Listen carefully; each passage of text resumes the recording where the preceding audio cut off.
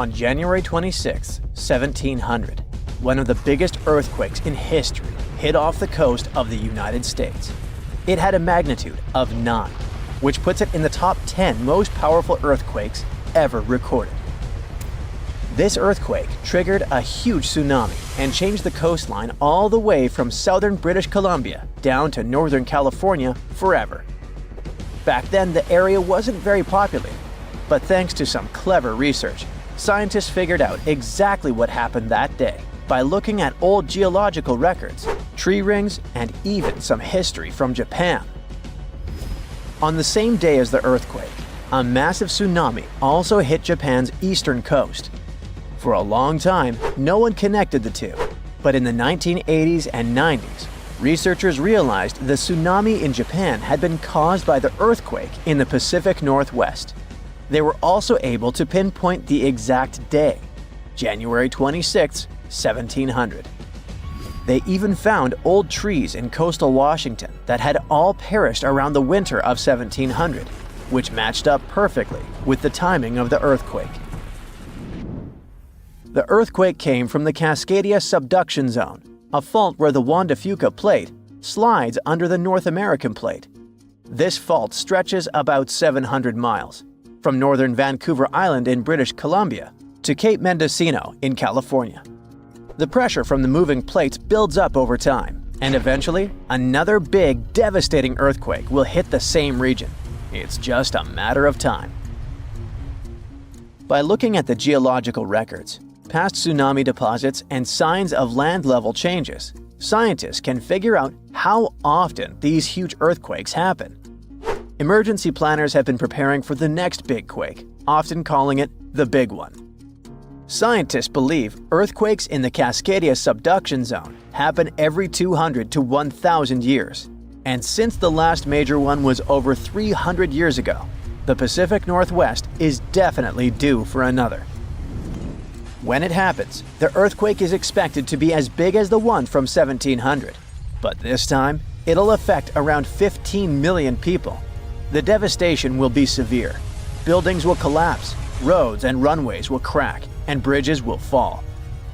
Communication in and out of the area will be cut off. But the worst part? The earthquake will trigger a massive tsunami that might hit parts of the Washington coast in as little as 10 minutes. It's not a matter of if, but when the Cascadia subduction zone will break. When it happens, it will be the worst disaster the US has ever faced. Worse than the Hurricane Katrina or Superstorm Sandy. It'll impact an enormous area, stretching from southern British Columbia all the way down through Oregon to northern California. That means millions and millions of people will be affected. Fairchild is considered a backup staging area for handling the aftermath of the earthquake, with Grant County International Airport in Moses Lake being the main one. For those who will survive the initial quake and tsunami, the aftermath could be just as disastrous.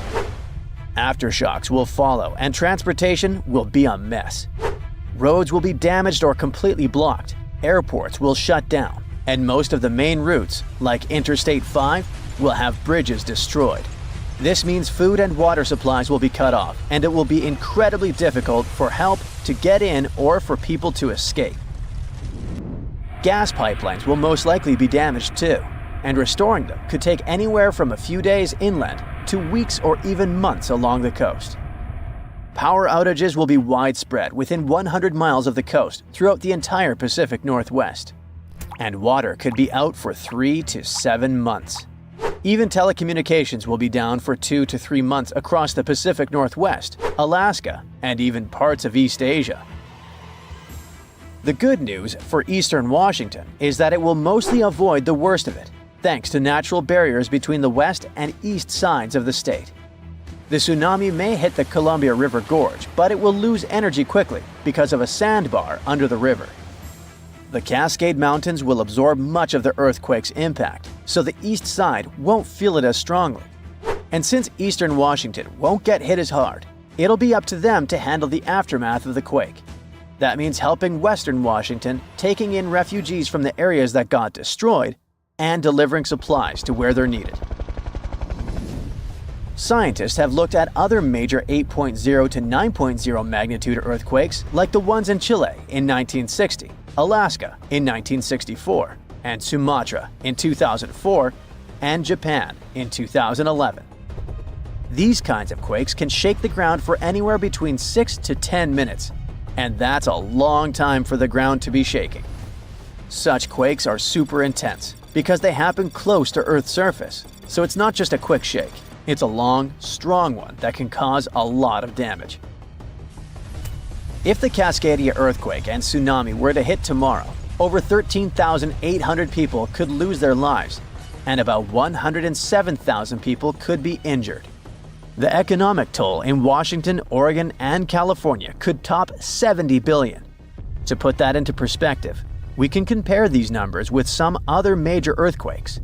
In Chile's 1960 earthquake, about 1,650 people lost their lives. The 1964 Alaska quake resulted in around 140 lives lost. The 2004 Sumatra earthquake and tsunami took the lives of an estimated 280,000 people. And the 2011 Japan earthquake and tsunami caused over 20,000 casualties. Authorities know about the dangers of the Cascadia fault, but even with all the planning, no one can say for sure what will be needed when the big quake hits. Right after the earthquake and tsunami, the areas outside the immediate disaster zone won't be able to help much because roads and airports will be destroyed, and resources will be limited. How can we deal with this kind of disaster and its effects? We don't have all the answers yet. Right now, let's focus on the Cascadia subduction zone. It's a huge fault line that stretches about 620 miles from Vancouver Island to Cape Mendocino in California, sitting about 93 miles off the coast. It's like one tectonic plate is slowly sliding under another. When the plates are close to the surface, about 18 miles deep or less, they get stuck because of friction, kind of like pushing two rocks together. Over time, this creates a lot of pressure. When the pressure finally becomes too much, the plates slip, causing a massive earthquake. This is called a megathrust earthquake, and it can be huge. Below the area where the plates are stuck, there's a zone where the plates move really slowly. We're talking about just a few inches every few months. This slow movement helps to release some of the pressure, but it also builds up more pressure on the parts of the fault that are still stuck. This means that over time, it increases the chances of a huge earthquake happening. These massive quakes, called Great Subduction Zone earthquakes, can be stronger than magnitude 8.5. Megathrust earthquakes are the biggest earthquakes that happen. They can go over a magnitude of 9.0, which is insanely powerful.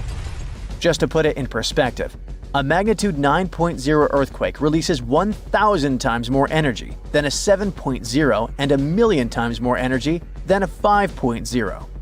These earthquakes happen when a lot of pressure builds up in a part of the fault that's locked, which means the plate can't move past each other. When that pressure gets too high, the fault finally ruptures, releasing all that built-up energy in one massive shake. The Cascadia subduction zone is super long. That's why if it were to rupture all at once, it could produce a large earthquake. Scientists have studied this region and found that about 18 miles below the surface, the fault is completely locked. The plates there aren't sliding past each other. But deeper down, the plates start to slide more smoothly, causing less friction. This is important because it tells us how much stress is building up in that locked zone, and how it could eventually lead to a major earthquake. The strongest earthquake ever to strike east of the Mississippi River that happened over 200 years ago was never over, according to some scientists. Most earthquakes last seconds to minutes, and the official record breaker so far is a silent one in Sumatra that was going on for 32 years. This slow slip event triggered a massive quake and a tsunami. So if it's true that the new Madrid earthquake is still sending aftershocks, we'll have a new top name for this sad list. The earthquake started in December of 1811 with a powerful quake in a sparsely populated part of northeast Arkansas. They felt the shaking almost 1,000 miles away in the White House, and the tower bells were ringing in Boston, even further away. It even made the mighty Mississippi flow backward for a few minutes over new waterfalls formed by shifted ground. The town of New Madrid, Missouri, completely disappeared in the disaster. The Earth wouldn't stay still until the end of January the following year, when things got serious again. A massive quake hit, this time near the junction of the Ohio and Mississippi rivers, right in the Missouri boot heel. Geologists believe it was a rupture on the New Madrid fault, putting even more strain on the nearby Reelfoot fault. Just when people thought it couldn't get worse, another 2 weeks of trembling passed, and the Reelfoot fault snapped deep beneath New Madrid. Down in Tennessee, about 15 miles south of New Madrid, the ground uplift created Reelfoot Lake. Steamboats were chugging along the river, with thousands of trees floating and acres of woods torn apart by the quake. In St. Louis, Missouri, which is 160 miles away, buildings were badly damaged, and chimneys fell in Cincinnati, Ohio, 400 miles away. People all the way in Montreal, Canada, over 1,000 miles away, felt the earthshake. Seismologists have registered about 200 small earthquakes in the New Madrid seismic zone every year since 1974. Some researchers believe that up to 30% of those were aftershocks from those big quakes back in 1811 and 1812. In parts of the U.S. where there's not much tectonic action going on, these aftershocks could keep rumbling for years, maybe even centuries, after the big ones hit. Aftershocks are the Earth's way of releasing all that built-up stress from the main quake. When the ground shakes from the first earthquake, it puts a lot of pressure on the rocks nearby. And when those rocks can't take it anymore, they crack, causing even more shaking. That's the aftershock. And they can be pretty intense, especially right after the main quake, but weaken over time. Not all scientists agree that contemporary earthquakes have to do with those from 200 years ago. We mostly associate faults with those lines where Earth's plates meet. But there's a whole network of those right under the center of the North American plate. They're like relics from 750 million years ago, when North America was part of a supercontinent called Rodinia. When Rodinia started to break up, it left behind these rifts, weak spots in the Earth's crust that run deep beneath the modern Midwest. It could explain the earthquake action. An international team of geologists decided to take a fresh look at 3 major earthquakes that shook North America and end the debate. They used a new math method called the nearest neighbor. It says that if earthquakes are too close in space, time, and magnitude to be independent background events, then one is assumed to have triggered the other. Depending on how you look at the numbers, somewhere between 10 to 65% of the recent quakes in the region could be aftershocks of those historic earthquakes. And a huge quake that hit Charleston, South Carolina at the end of the 19th century might explain up to 72% of the earthquakes in the area since then. But not all places are the same, so the scientific debate continues. In 1774, British explorer James Cook noticed a glow in the distance. It was the volcano of Mount Yasur in Vanuatu. This bad boy had been spewing lava and ash ever since, and it's quite likely that it's been doing that for way longer. The volcano has been sitting at alert level since October 2016, which means things are really unsettled around there. They've even marked off a 2,000-foot radius around the crater to keep people safe. There have been low to moderate outbursts, shooting out ash, gas, and steam, and some bigger blasts throwing stuff outside the crater. Satellite images have picked up on some hot spots of sulfur dioxide plumes, showing that Yasur is still cooking up a big storm down there. Stromboli, one of the volcanic islands near Sicily, officially has the Guinness World Record as the longest continuously erupting volcano. It has been putting on a fiery show for over 2,400 years straight. Ancient sailors nicknamed it the Lighthouse of the Mediterranean. Most of the time, Stromboli's just spitting out spatter, but every now and then it throws in some lava flows or shoots up some moderately high fountains.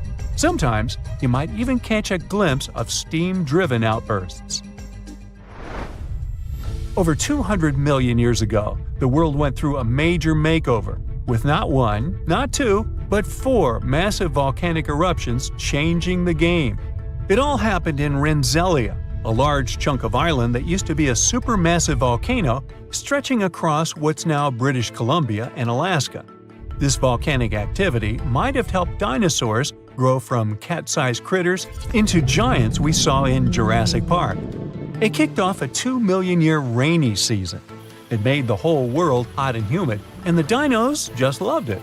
Researchers dug deep into sediment layers beneath an ancient lake in China to uncover these secrets. They found traces of volcanic ash and mercury, clear signs of those epic eruptions. There were carbon signatures showing huge spikes in carbon dioxide levels, making the atmosphere toasty and the rain pouring down. It all happened in 4 separate pulses, each triggered by those monstrous volcanic blasts. There's a spot in a national park not too far away from Sydney, Australia, where a fire has been raging deep underground for at least 6,000 years. They call it Burning Mountain, and it's a coal seam fire, burning its way through a layer of coal beneath the Earth's surface. Once these underground fires start, they're pretty much impossible to put out.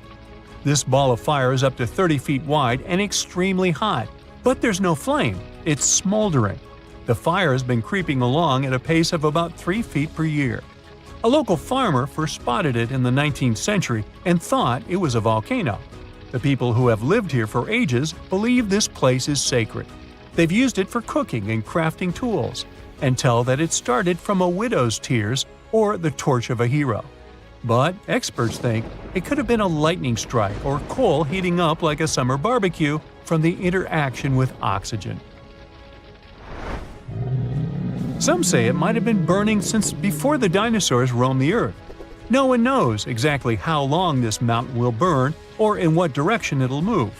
Right now, the coal has enough oxygen to burn for centuries or even millennia without human intervention. The fire is heating up the mountain like a giant oven, making it crack and crumble, inviting in more oxygen to feed on. Even if humans decide to take action, these coal seam fires need truckloads of water and liquid nitrogen to tame them. Several years ago, explorers noticed that the smolder was creeping close to a cliff overlooking a little river. And depending on what the coal seam decides to do next, we could see some dramatic changes here in the coming decades. There could be flames with much more heat, or the coal seam could go deep, extinguish itself, and smolder out. A magnitude 15 earthquake has the potential to completely destroy our planet and evaporate all the water in a matter of seconds, leaving Earth uninhabitable.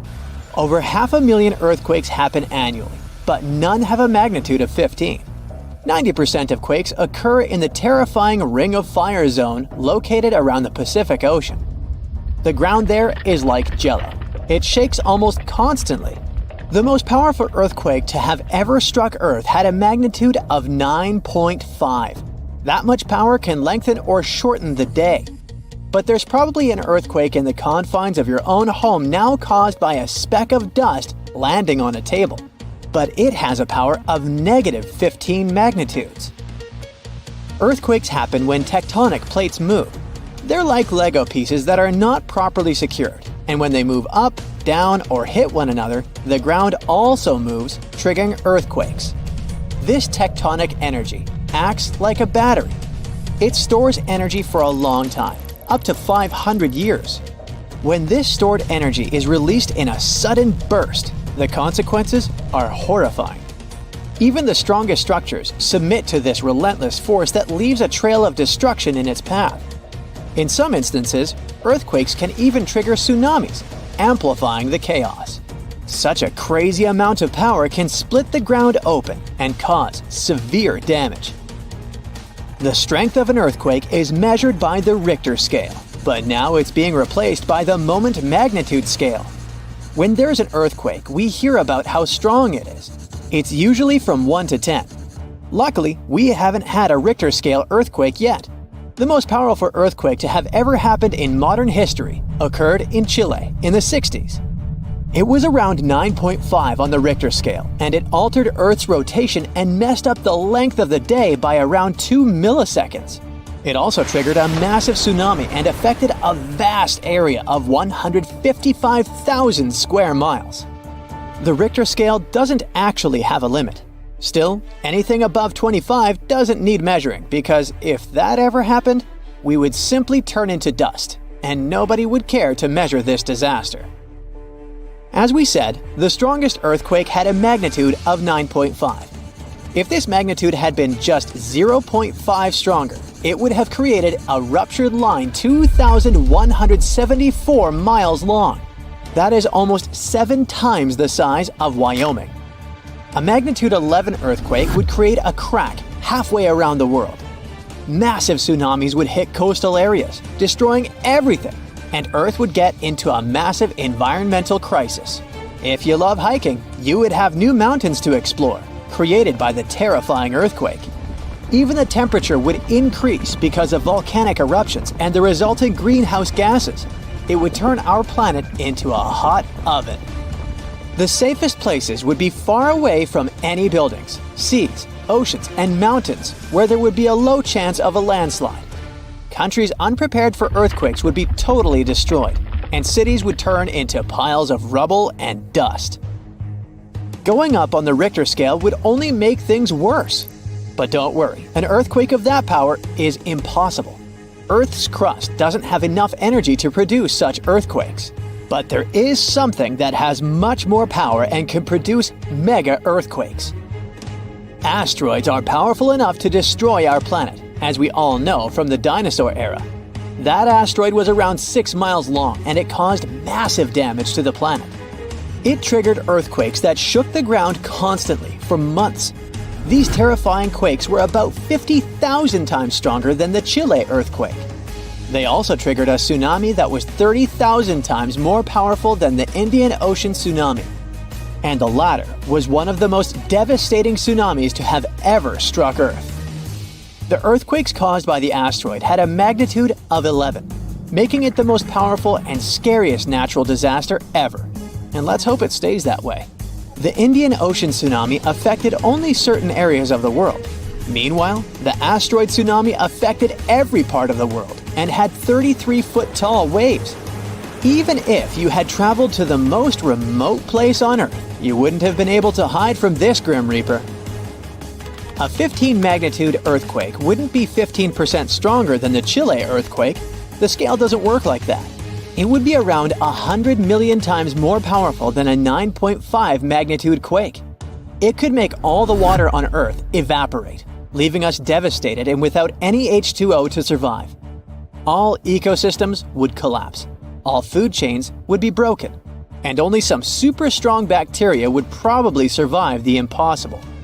That is only a fraction of the frightening things that could happen. The ocean is like the AC for our planet. Without it, Earth would be super hot. The ocean also serves as a shield from the sun's powerful rays. It acts as a heat absorber and cools Earth. Scientists think that the most dangerous thing would be the inability of Earth's crust to survive the violent shakes of the 15-magnitude earthquake. If our planet miraculously survived and didn't turn into dust, there would be massive openings in its crust. The ground would become gelatinous. It would randomly move up, down, left, and right, and no building would survive that. Our civilization would be brought back to the Stonehenge era. Tectonic movements like this are devastating. A similar thing happened in Japan when tectonic plates moved 165 feet from each other and then snapped back together, creating a 9-magnitude earthquake. No place on Earth is immune to this bone-chilling natural phenomenon. Still, certain places have higher chances of being destroyed than others, like the Ring of Fire, where 90% of earthquakes happen. This is a place where earthquakes are almost everyday occurrences. The Ring of Fire is located in the Pacific Ocean. It forms a ring around the continents that surround the Pacific. There, several tectonic plates meet, creating highly unstable ground. To make the problem much more terrifying, 75% of active volcanoes are located in this area. 90% of dormant volcanoes are also there, making this place extremely dangerous. scientists carefully study this region to find a way to predict when the next earthquake might strike.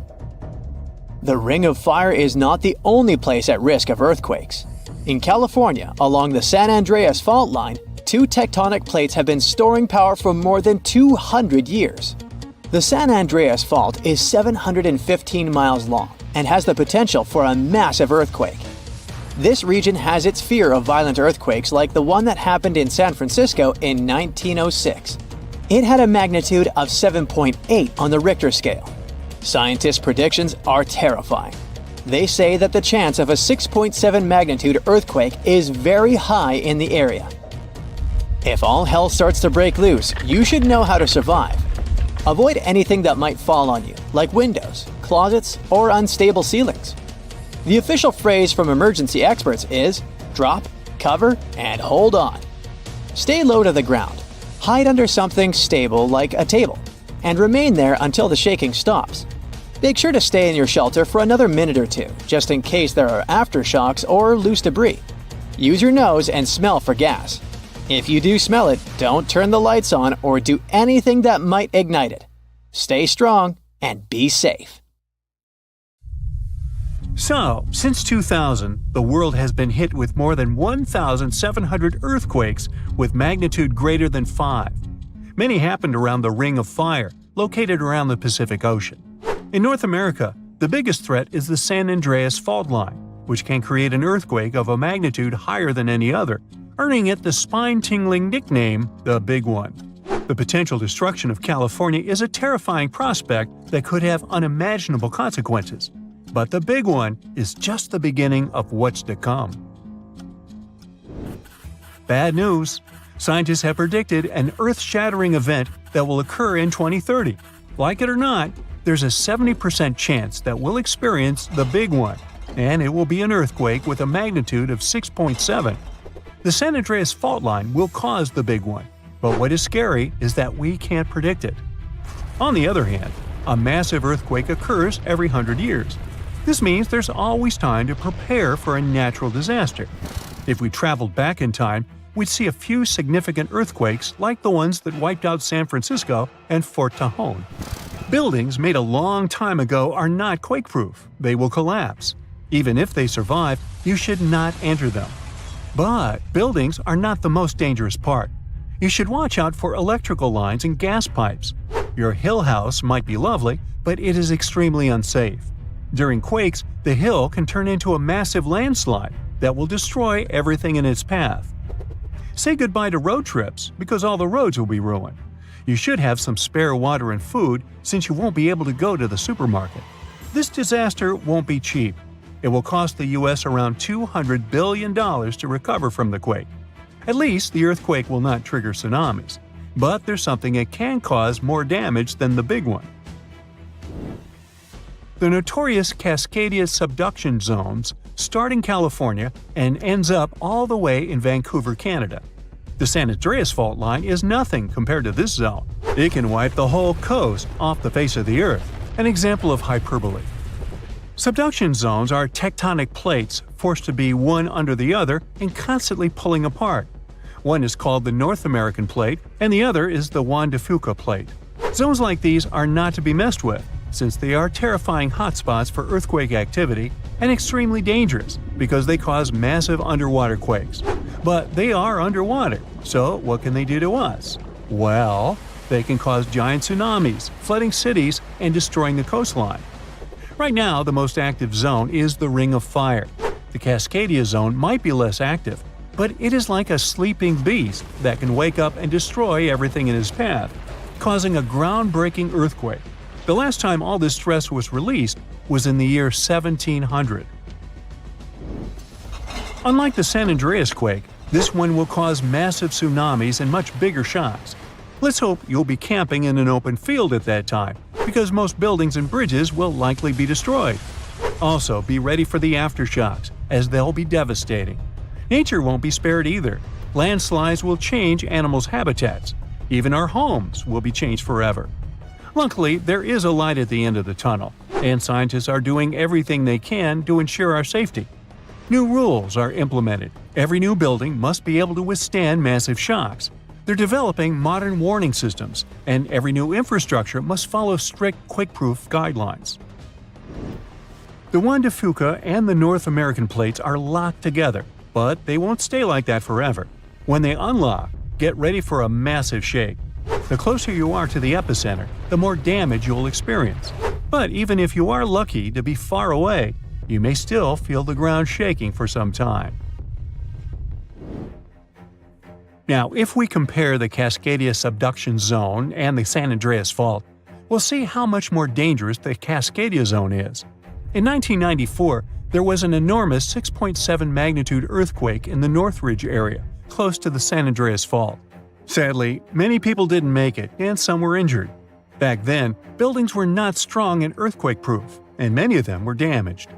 The Cascadia subduction zone can potentially cause a magnitude 9 earthquake. A magnitude 6 quake has the power of around 44 million pounds of dynamite, but a magnitude 9 has the power of 44 trillion pounds of dynamite. The strongest ever recorded quake was in Chile. Its magnitude measured 9.5, and it destroyed most everything. So let's say you've survived the quake, but the struggle is far from over. Soon after, a massive tsunami will strike, with waves that might reach up to 100 feet in some areas. That's so unlike the San Andreas earthquake, which can't produce any significant waves. So say goodbye to your beautiful garden, since salt water will destroy trees and plants, changing the environment for a period of time. The only positive thing will be you won't need Halloween decorations, because all those dried-out trees will resemble a ghost forest.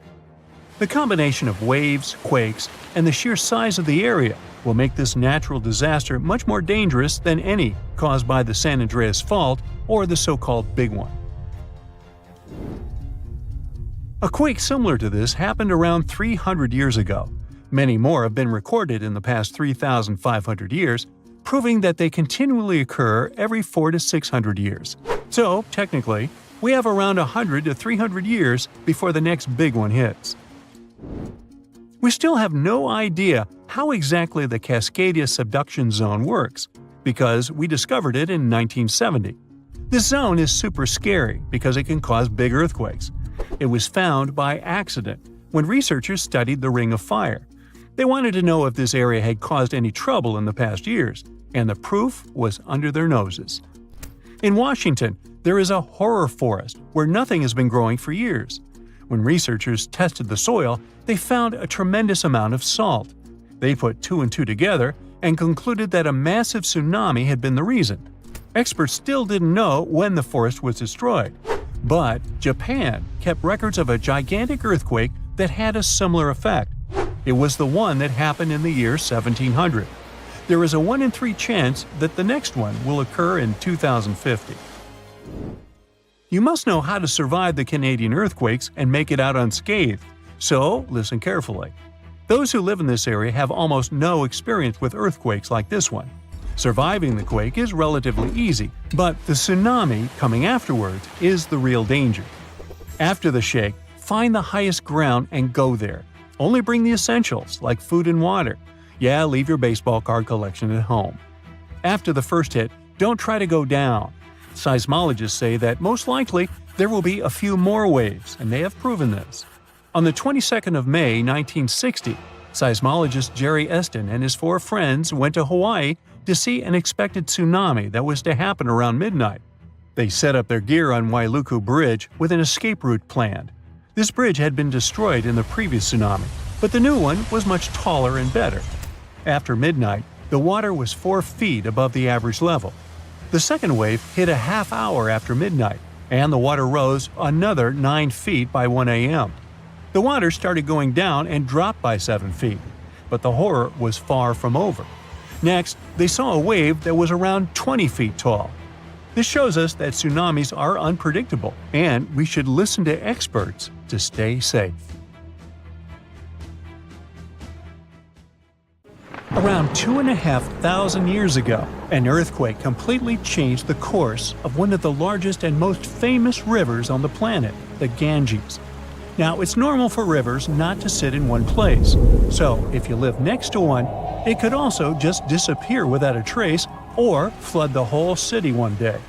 In the case of the Ganges River, a supermassive earthquake became the reason for this dramatic change. Scientists say it might happen again, and it would be a huge problem for millions of people who depend on this river. The Ganges River starts as small streams in the Himalayas and travels a long way, over 1,500 miles. Along its journey, it meets other big rivers before all the water flows into the Bay of Bengal. The Ganges has the largest delta in the world among all rivers. Just like many other rivers in the region, it slowly changes its path over time. These changes, if they happen when a river wears away its banks, usually takes a long time, sometimes decades. Scientists have discovered that the Ganges-Brahmaputra river system has shifted several times over the last 6,000 years. When they looked at satellite images of the Ganges Delta, they noticed something interesting. There was a crescent-shaped dip in the ground about 28 miles away from where the river is flowing now. This depression was over 1 mile wide and stretched for many miles. They thought it might have been an old main channel of the Ganges River a long time ago. In 2018, the team decided to visit the area to check it out for themselves and take samples to learn more about it. While driving back home, they noticed a pit where someone was digging dirt to create a pond. The next day, they planned to fill it with water, but the researchers spotted something strange in the dirt. There were vertical bands of light-colored sand mixed into the darker mud. These special layers are clues from the past. They show that an ancient earthquake made sand and water shoot up from below the ground and created sand volcanoes that were trapped in time. The scientists studied the sand and mud and figured out that these earthquakes happened around 2,500 years ago and were strong, with magnitudes of 7 to 8. The epicenter was over 110 miles away from the main stem of the river, but it was powerful enough to displace it. It could have affected around 140 million people. The Ganges-Brahmaputra system is close to spots where Earth's tectonic plates meet, so earthquakes happen here often. There's no danger right now, but scientists think that another massive earthquake could happen in the next few hundred or thousand years. It could threaten up to 170 million people. That's about half the population of the U.S. No one can predict exactly when an earthquake will happen or how strong it will be. Learning how earthquakes in the past moved rivers helps scientists figure out patterns and make guesses about similar events in the future.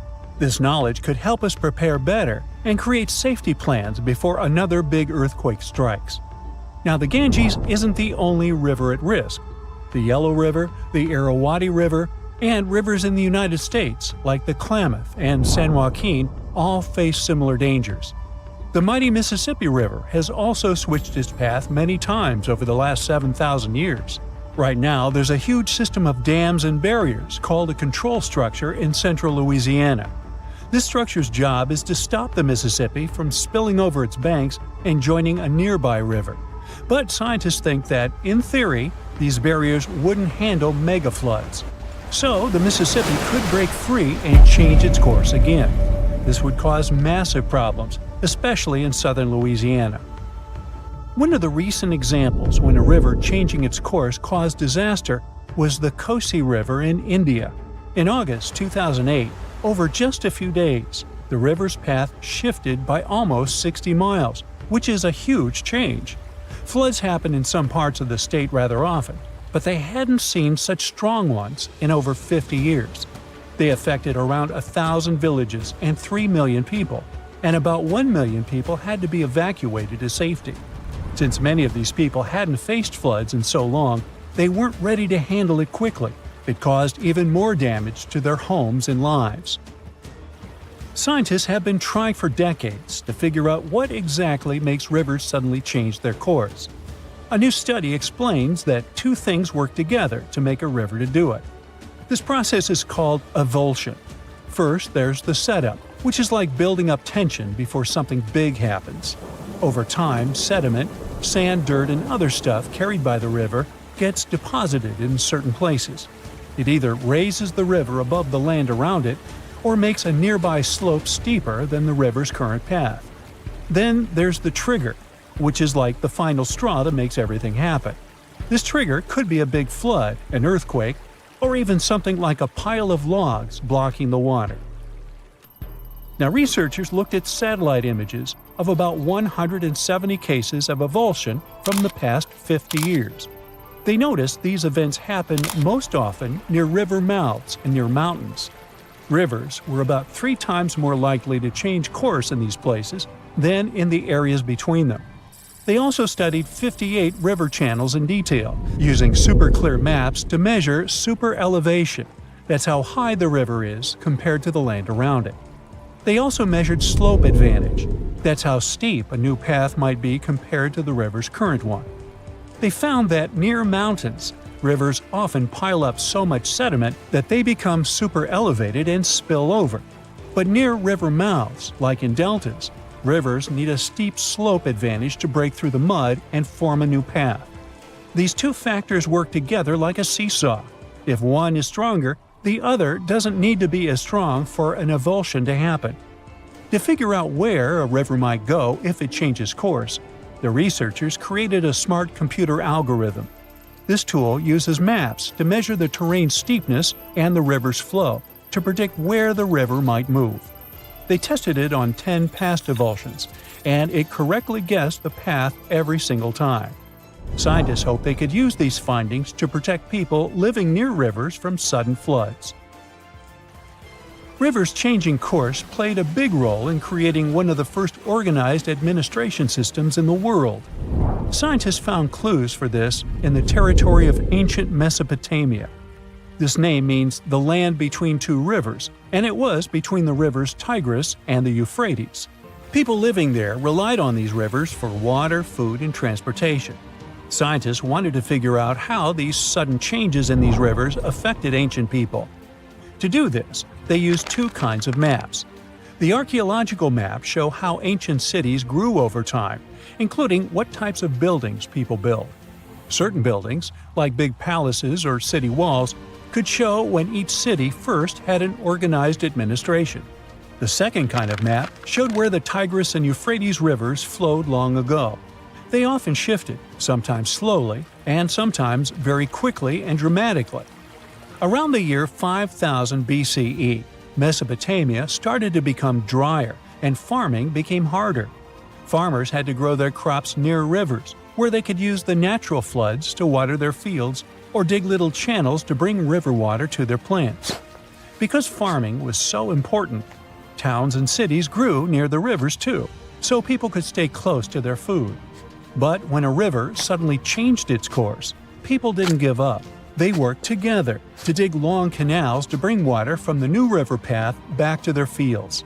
The canals helped them get water again, and the administration buildings showed they were organizing as a community to solve big problems together. An earthquake in Indonesia began in 1829 and lasted a mighty 32 years. It reached its climax in 1861 and hit a magnitude of around 8.5. It was caused by the tectonic plates below the island slowly clashing against each other. Researchers discovered that the quake had been building for some time after analyzing the coral in the area. They found it was being periodically exposed to the open air. That was caused by the gradual earthquake moving the land up and down. Scientists call these decades-long silent earthquakes slow slip events. A single lightning bolt can warm the air to around 54,000 degrees Fahrenheit. The heat makes the air expand quickly, creating a shock wave or boom, which we know to be thunder. There are close to 3 trillion trees on Earth. That translates to roughly around 422 trees for every person. Before humans, the number was nearer to 6 trillion. Almost 70% of the Earth's surface is covered by water, which on average is around 2.5 miles deep. 97% of Earth's volcanoes lie underwater, as well as the mid-ocean ridge, a massive mountain range that is over 40,000 miles long. Humans have mined around 190,000 tons of gold from the planet. Experts predict there is around 20% still left to be mined, but this figure is constantly changing. The world's largest active volcano is in Hawaii. Called Mauna Loa, it's over 2.5 miles above sea level. Given that most of it is underwater, the volcano's summit is a staggering 11 miles from its base. That's the same length as over 160 football fields. The highest ever recorded temperature on Earth was a sweltering 136 degrees Fahrenheit. It was recorded in El Azizia, or modern-day Libya, on September 13, 1922. The lowest temperature was a chilling minus 129 degrees Fahrenheit, recorded at Russia's Vostok station in 1983. Earth is the fifth largest planet in the solar system, behind Jupiter, Saturn, Uranus, and Neptune. It has a circumference of roughly 25,000 miles, and it would take the average person around 8,300 hours to walk around the face of the Earth. The separation between Earth's land masses would make such a trek almost impossible, though. It takes 365.25 days for the Earth to orbit the Sun. Because our calendar years only have 365 days, we add an extra leap day every 4 years to make up for the difference. Russia is the largest country on the planet, with a total area of about 6.5 million square miles. It encompasses more than 1/8 of the Earth's inhabited land area, but still has a relatively small population given its size. Earth is the only planet with one moon. Mercury and Venus have no moons, while every other planet has 2 or more. Earth is over 4 billion years old. Scientists calculate this by looking at the planet's oldest rocks, as well as meteorites that have crash-landed. They used meteorites as they were formed at the same time as Earth, when the solar system was forming. The ground we walk on is basically recycled. The planet's rock cycle turns igneous rocks to sedimentary ones, then transforms those into metamorphic rocks, and back again. Like Earth, our moon also experiences earthquakes. They're less common and intense than the ones we have, and are caused by tidal stresses. A tidal stress is basically the relationship between the gravitational pull of the moon on the Earth and that of the Earth on the moon.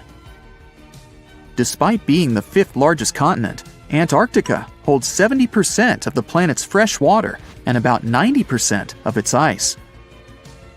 Bangkok is the most visited city in the world, boasting 23 million visitors in 2019 alone. Paris, London, Dubai, and Singapore make up the other cities in the top 5. The lowest layer of Earth's atmosphere is called the troposphere and is the reason we have weather. Sunlight heats the planet's surface, which causes warm air to rise up to the troposphere. This air then expands and cools as the air pressure decreases and sinks down, where it is then warmed by the Earth again. Coral reefs are the largest living structures on the planet, with some even being visible from space.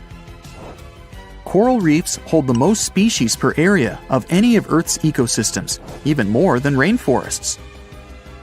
Earth got its name around 1,000 years ago, and it comes from the German word meaning the ground, but there's no evidence to show who actually named it. Of all the planets, Earth is also the only one which is not named after a Greek or Roman deity. The deepest point of the ocean is the Mariana Trench. It's a whopping 7 miles below sea level. Coastlines cover about 20% of U.S. land, but are home to more than 50% of the U.S. population. The Earth isn't actually a sphere. It's more like a squished ball that bulges at the equator. The bulge is caused by the force of the Earth spinning, which makes the north and south poles slightly flat. The Earth spins on its axis, which is basically an imaginary straight line. Earth has seasons because the axis is tilted, causing the sun's rays to hit different parts of the planet more directly, depending on the time of year. If the sun was as tall as a standard door, the Earth would be around the size of a nickel. The Earth's rate of rotation is gradually decreasing. It's happening so slowly that it would take as much as 140 million years for the length of a day to increase to 25 hours. Get equipped for any season with brand new Brightside merch. Click the link and grab your print. The biggest animal on Earth is the Antarctic blue whale.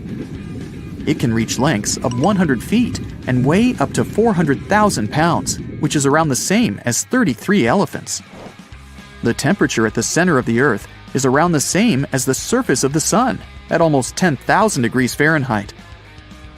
Earth is around 10,000 times older than humans.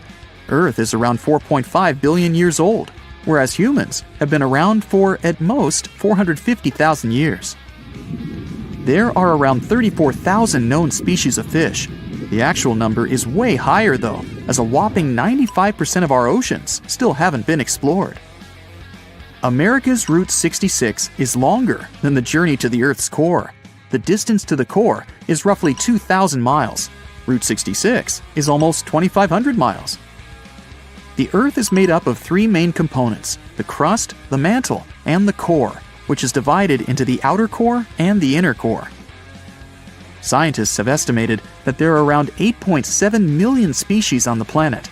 Out of this, between 1 to 2 million of these species are animals. But roughly 86% of land species and 91% of fish have yet to be discovered by humans.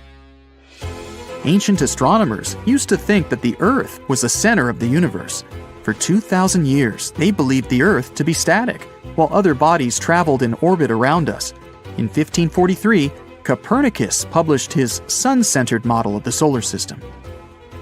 Earth is the densest planet in the solar system.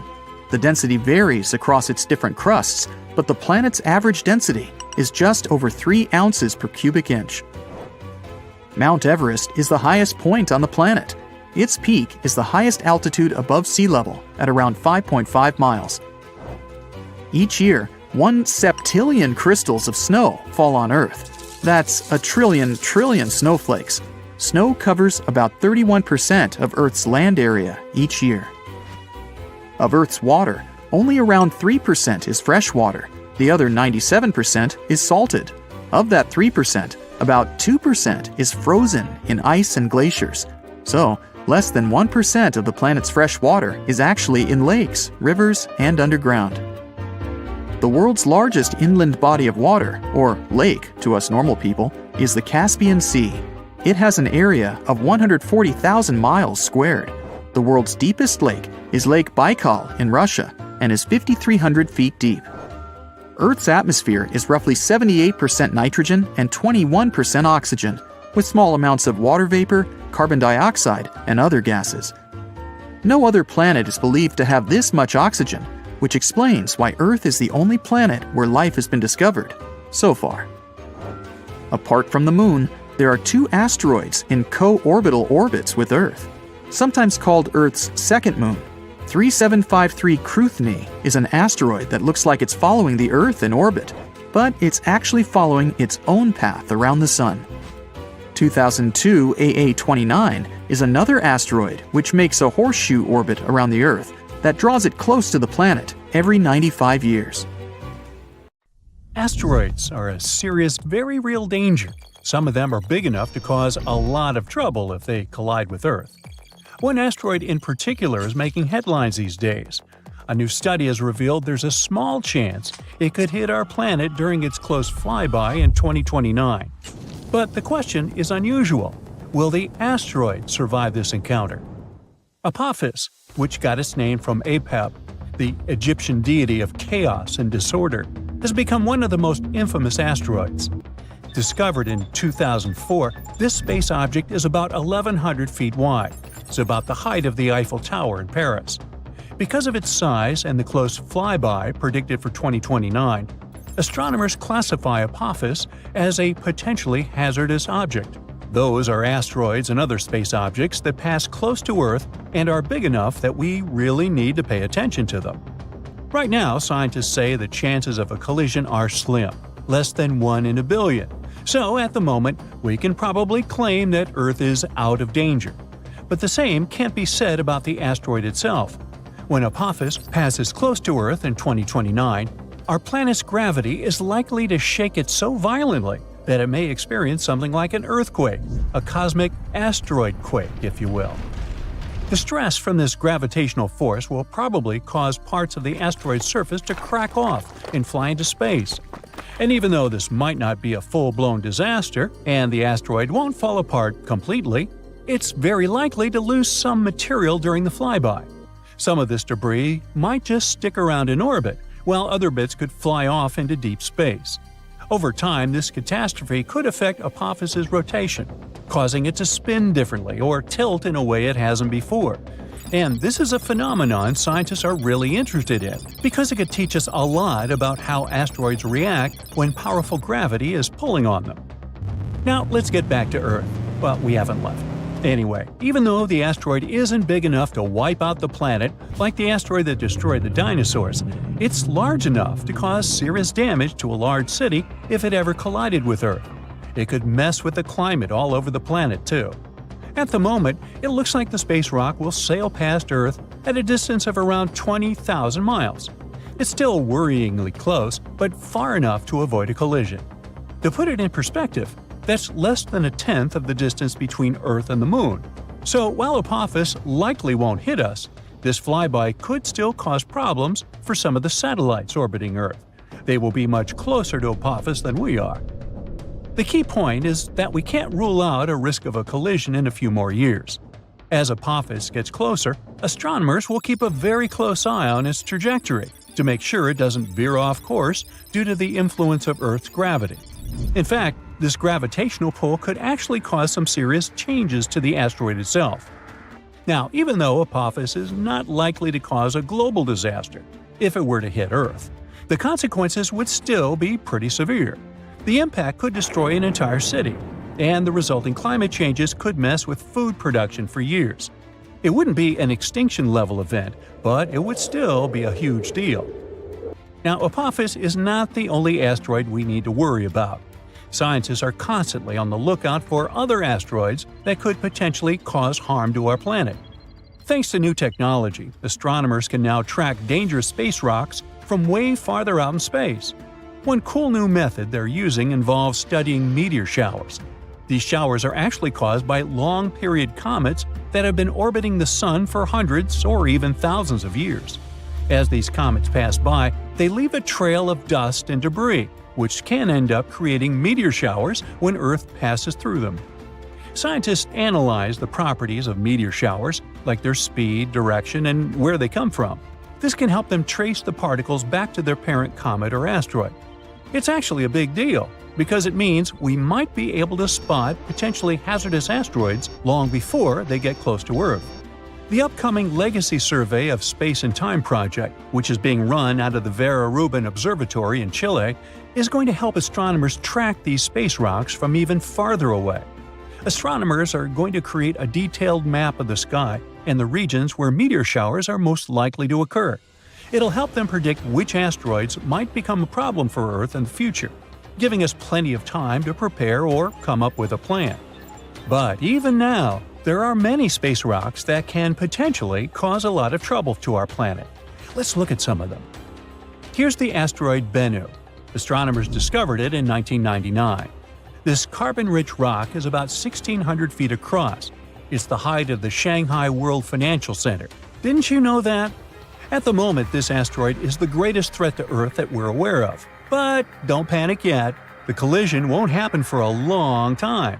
In fact, scientists calculate a 0.037% chance, which is about 1 in 2,700, of Bennu striking Earth on September 24, 2182.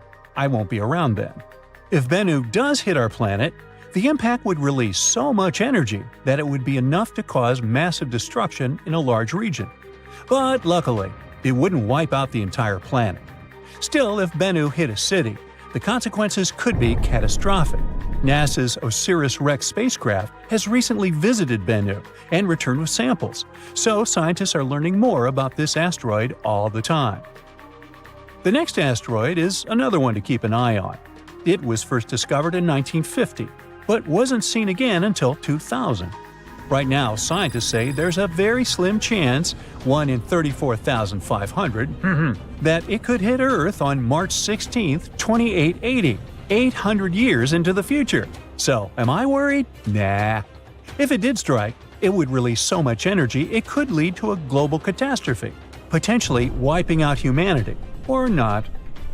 Our next asteroid has been discovered only recently. It was spotted in October 2023. It has a very low chance of striking Earth on October 10, 2119. Man, they got it down to the day? Now, if it were to collide with our planet, the impact would release a lot of energy, which would have a devastating effect for large areas. So, while the arrival of this asteroid is a long shot, this asteroid is still worth keeping an eye on. Now, this asteroid is known as a lost asteroid because it hasn't been seen since 2007. No wonder, it has a very uncertain orbit, and we can't predict its movements. NASA says there's a tiny chance, about 1 in 10 million, that it could strike Earth on March 3, 2030. If it did, the energy released would be able to cause huge regional damage. Finally, we've got this space wanderer. On the one hand, it hasn't been seen since 1979. On the other, scientists believe that there's a very low chance that it could hit Earth on December 14, 2113. Mark your calendars. If it did, the impact would cause a lot of damage and devastation, but it would not lead to the end of humanity. Now, in any case, even though the chances of an asteroid hitting Earth are low, the consequences of such an event could be huge. That's why scientists are so focused on studying these space rocks and tracking their movements. Thanks to new technologies, we can track dangerous objects from farther away and catch them earlier. It can give us more time to react and come up with some effective solutions. Around 2,500 years ago, an earthquake completely changed the course of one of the largest and most famous rivers on the planet, the Ganges. Now, it's normal for rivers not to sit in one place, so if you live next to one, it could also just disappear without a trace or flood the whole city one day. In the case of the Ganges River, a supermassive earthquake became the reason for this dramatic change. Scientists say it might happen again, and it would be a huge problem for millions of people who depend on this river. The Ganges River starts as small streams in the Himalayas and travels a long way, over 1,500 miles. Along its journey, it meets other big rivers before all the water flows into the Bay of Bengal. The Ganges has the largest delta in the world among all rivers. Just like many other rivers in the region, it slowly changes its path over time. These changes, if they happen when a river wears away its banks, usually takes a long time, sometimes decades. Scientists have discovered that the Ganges-Brahmaputra river system has shifted several times over the last 6,000 years. When they looked at satellite images of the Ganges Delta, they noticed something interesting. There was a crescent-shaped dip in the ground about 28 miles away from where the river is flowing now. This depression was over 1 mile wide and stretched for many miles. They thought it might have been an old main channel of the Ganges River a long time ago. In 2018, the team decided to visit the area to check it out for themselves and take samples to learn more about it. While driving back home, they noticed a pit where someone was digging dirt to create a pond. The next day, they planned to fill it with water, but the researchers spotted something strange in the dirt. There were vertical bands of light-colored sand mixed into the darker mud. These special layers are clues from the past. They show that an ancient earthquake made sand and water shoot up from below the ground and created sand volcanoes that were trapped in time.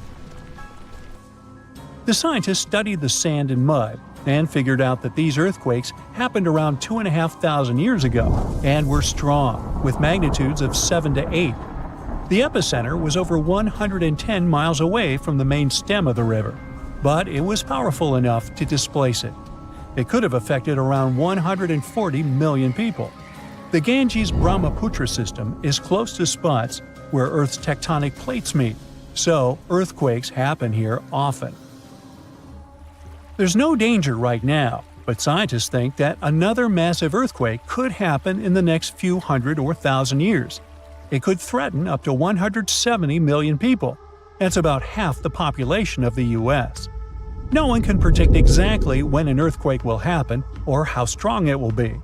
Learning how earthquakes in the past moved rivers helps scientists figure out patterns and make guesses about similar events in the future. This knowledge could help us prepare better and create safety plans before another big earthquake strikes. Now, the Ganges isn't the only river at risk. the Yellow River, the Irrawaddy River, and rivers in the United States like the Klamath and San Joaquin all face similar dangers. The mighty Mississippi River has also switched its path many times over the last 7,000 years. Right now, there's a huge system of dams and barriers called a control structure in central Louisiana. This structure's job is to stop the Mississippi from spilling over its banks and joining a nearby river. But scientists think that, in theory, these barriers wouldn't handle megafloods. So, the Mississippi could break free and change its course again. This would cause massive problems, especially in southern Louisiana. One of the recent examples when a river changing its course caused disaster was the Kosi River in India. In August 2008, over just a few days, the river's path shifted by almost 60 miles, which is a huge change. Floods happen in some parts of the state rather often, but they hadn't seen such strong ones in over 50 years.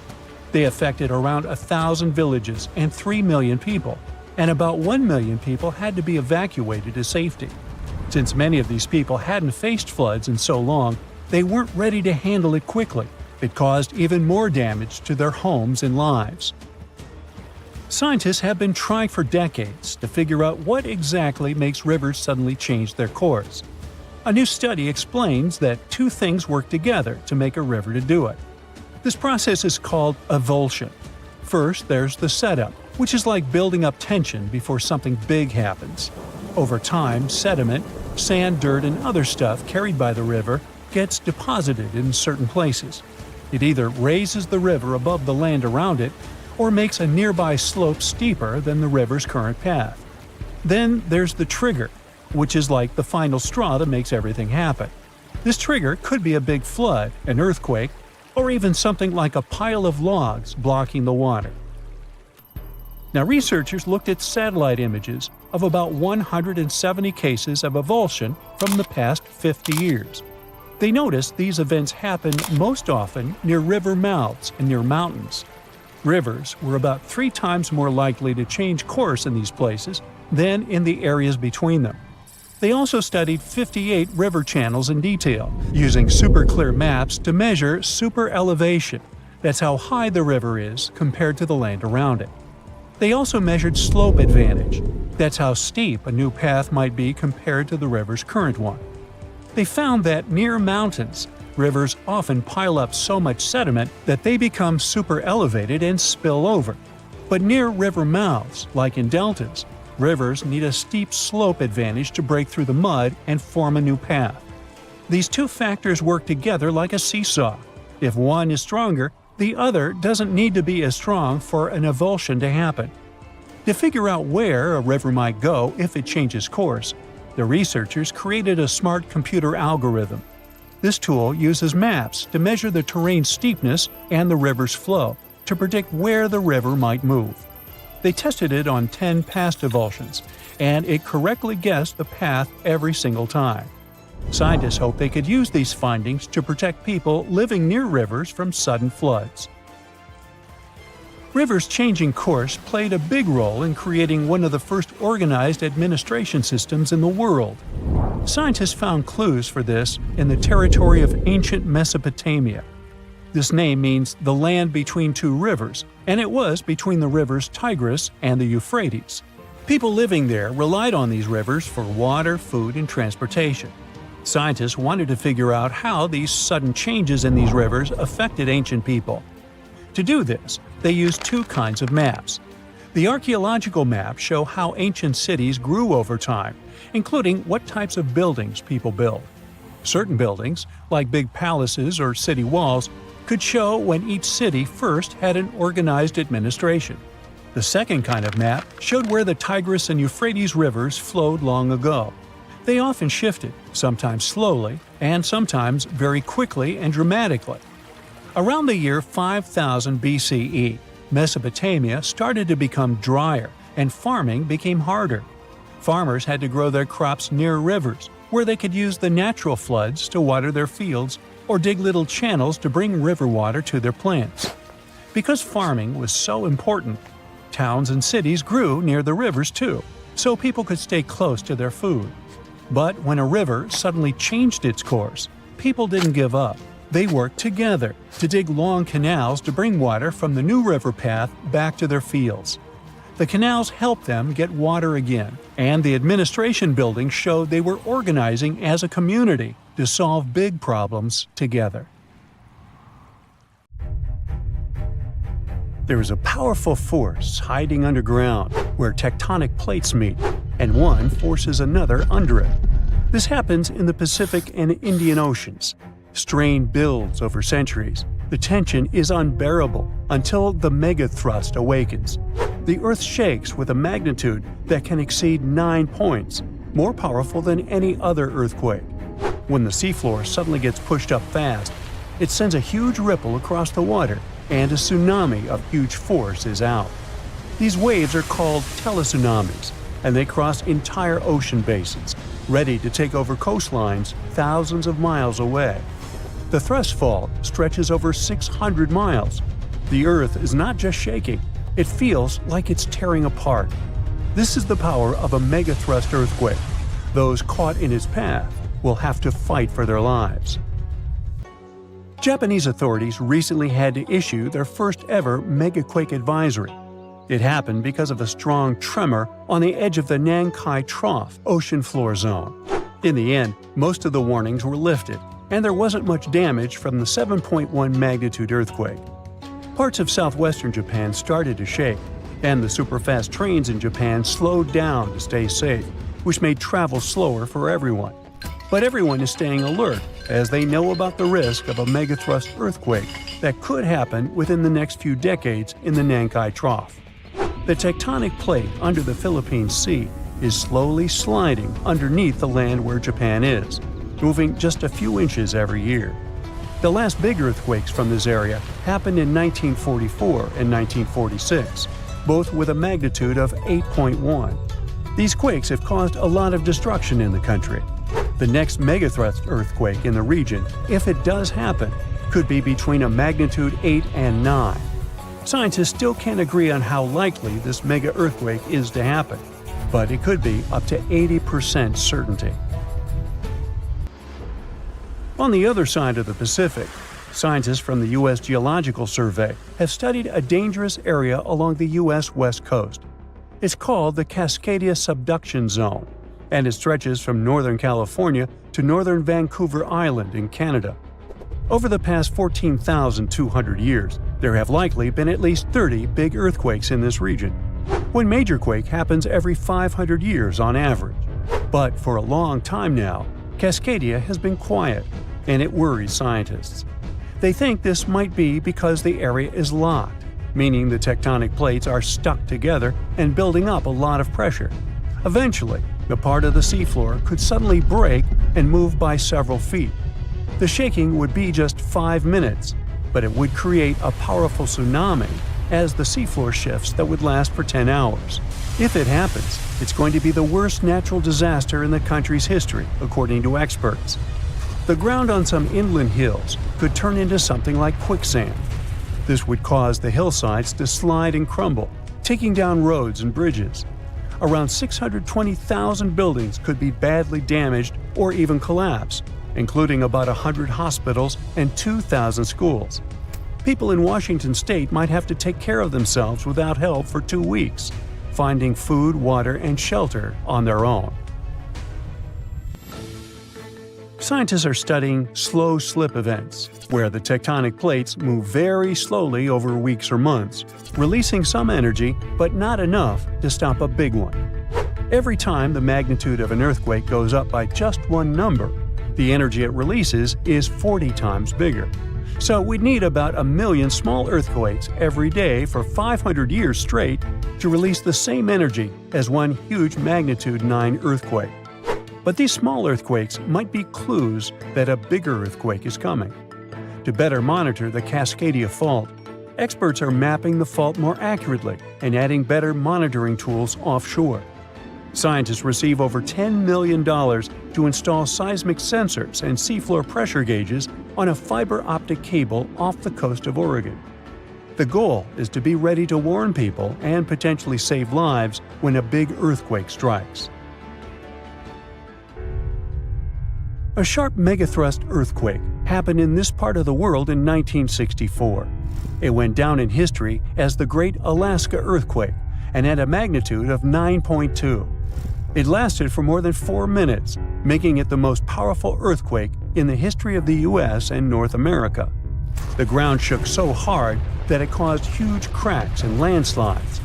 In Anchorage, many houses, buildings, and roads were destroyed because they weren't built to handle such a big earthquake. In some places, the land was permanently changed.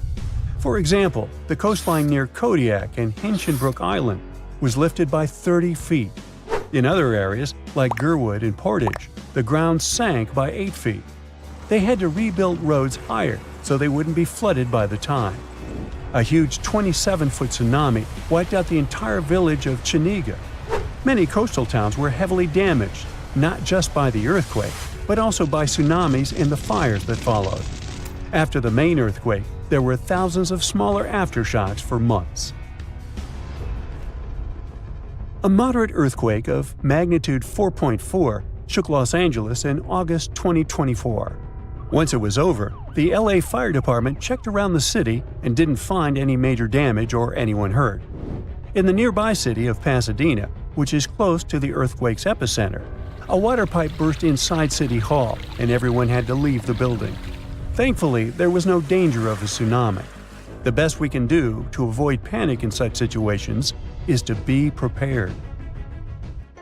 Japan is one of the places on Earth where earthquakes happen the most because it sits on the edges of 4 tectonic plates.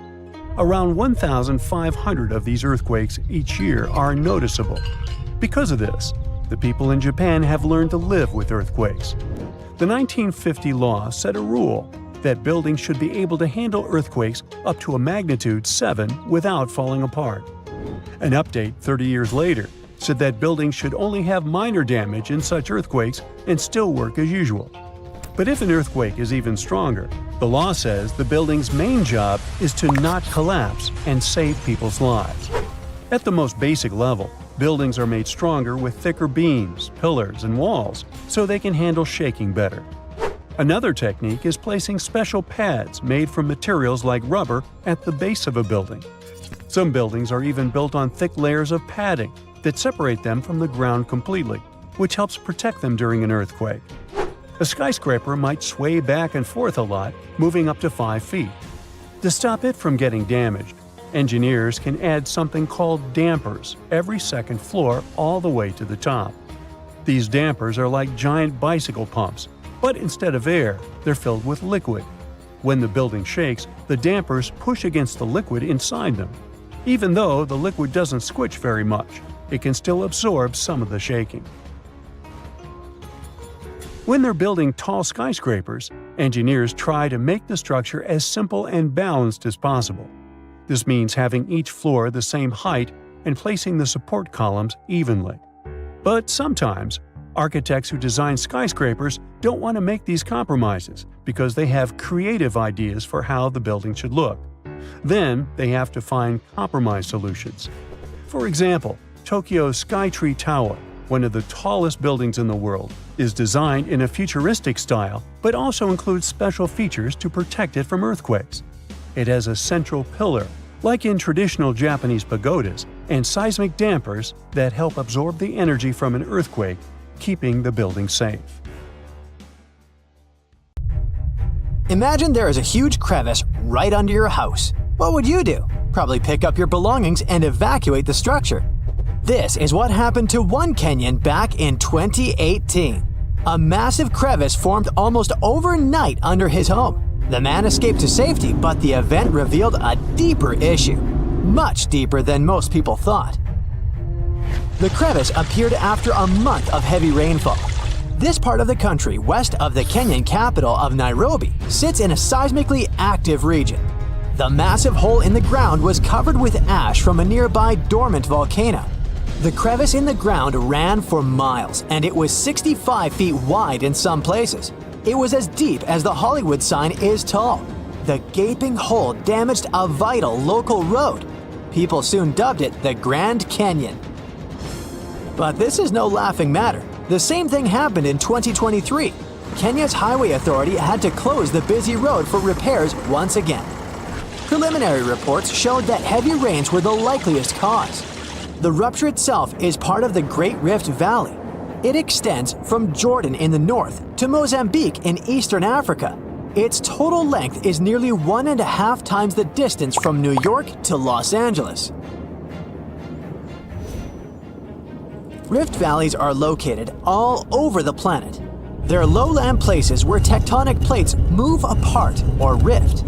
These are huge slabs of rock in Earth's outermost layer. They rest on molten rock underneath, which makes them unstable. Tectonic plates are constantly on the move. They can bump into each other, or one plate can go under another. This can occur both on land and at the bottom of the ocean. Continental rifts are less frequent than the ones we find underwater. The East African Rift is one of 4 major ones. The nearby Arabian Plate has been on the move for the last 30 million years. When it separated from the African mainland, it created the Red Sea and the Gulf of Aden. When you look at the physical map of Africa, it looks like one contiguous landmass. But when you dig deeper, quite literally, you realize it rests on 2 tectonic plates. The Nubian one carries most of the continent. The smaller Somali plate holds the Horn of Africa. The crevice in Kenya appeared in the rift valley between these 2 plates. That's because they're moving away from each other. The rift is growing larger, which means that one day the African continent will split into 2. The rifting process is a slow one. The present rate is just 1/4 of an inch every year. Scientists estimate that the split will occur in 5 to 10 million years. Some experts place this event 50 million years into the future. The end result will be 2 African subcontinents. They will be separated by a body of water that will become our planet's 6th ocean. This also means that 5 now landlocked countries will get access to the sea. When they get a coastline, the countries could build harbors to trade with the rest of the world. 3 other countries, including Kenya, would find themselves on 2 continents. The future split of Africa into 2 parts might sound dramatic at first, but it wouldn't be unnatural. This is the first time, after hundreds of millions of years, that the shape of Earth would change so much. The last time this happened was during the Jurassic period. If you're now thinking of Steven Spielberg's 1993 blockbuster movie, you're right. The world of dinosaurs had a different shape than the one we're familiar with today. There was a supercontinent called Gondwana. It included today's South America, Antarctica, India, Africa, Arabia, Madagascar, and Australia. Then, around 180 million years ago, things started to change. Earth was starting to take its familiar shape. The Indian subcontinent collided with the Asian mainland. The event gave rise to the Himalayan mountain range. These are the highest mountains in the world, with 30 peaks over 24,000 feet in altitude. This process is far from over. The Himalayas are still growing in height. On the other side of Gondwana, Africa and South America first separated together. But they weren't meant to last long. 40 million years later, South America started drifting away from Africa. This created the South Atlantic Ocean. The evidence of this ancient continental drift is obvious to this day. If you look at the map of South America, you'll notice a bulge in its eastern part. That's the modern country of Brazil. On the other side of the Atlantic, Africa has a huge inland curve on its western side. The 2 act as pieces of a giant jigsaw puzzle. They roughly fit into one another. European scientists noticed this as early as the 17th century. Further research confirmed the theory that South America and Africa once belonged to the same landmass. This is only one part of the story. At the beginning of the 20th century, a German scientist came up with the theory of continental drift. He believed that all of Earth's continents were once part of a supercontinent called Pangaea. The name comes from Greek, and it means all of the Earth. Makes sense, doesn't it? It was surrounded by the oceanic ancestor of the Pacific Ocean. Some 200 million years ago, this gigantic landmass was home to many animal and plant species. Thanks to them, scientists could piece together what our planet used to look like. For example, Mesosaurus was a giant freshwater reptile that existed during the Cretaceous period. Paleontologists found its fossils in only two places, Africa and South America. The animal lived in fresh water, so there was no way it could have swam in the Atlantic Ocean. This pointed to the fact that it lived in a single habitat, rich in rivers and lakes. This would have been possible in only one scenario. The two continents that are now miles apart were once a single piece of land. Pangaea wasn't the only supercontinent in Earth's history. Continents came together and drifted apart several times throughout our planet's past. Researchers know of at least 3 times this happened. Pannonia formed 600 million years ago. Rodinia was an even older supercontinent. It existed 1 billion years ago. The driving force behind all these changes was tectonic activity. Plates deep beneath our feet have the ability to create new land and oceans. This is what's happening in East Africa right now. This activity is most evident at the bottom of the sea. Molten rock rises from deep within the Earth to create new seafloor. The process is called seafloor spreading. It happens along underwater mountains called ridges.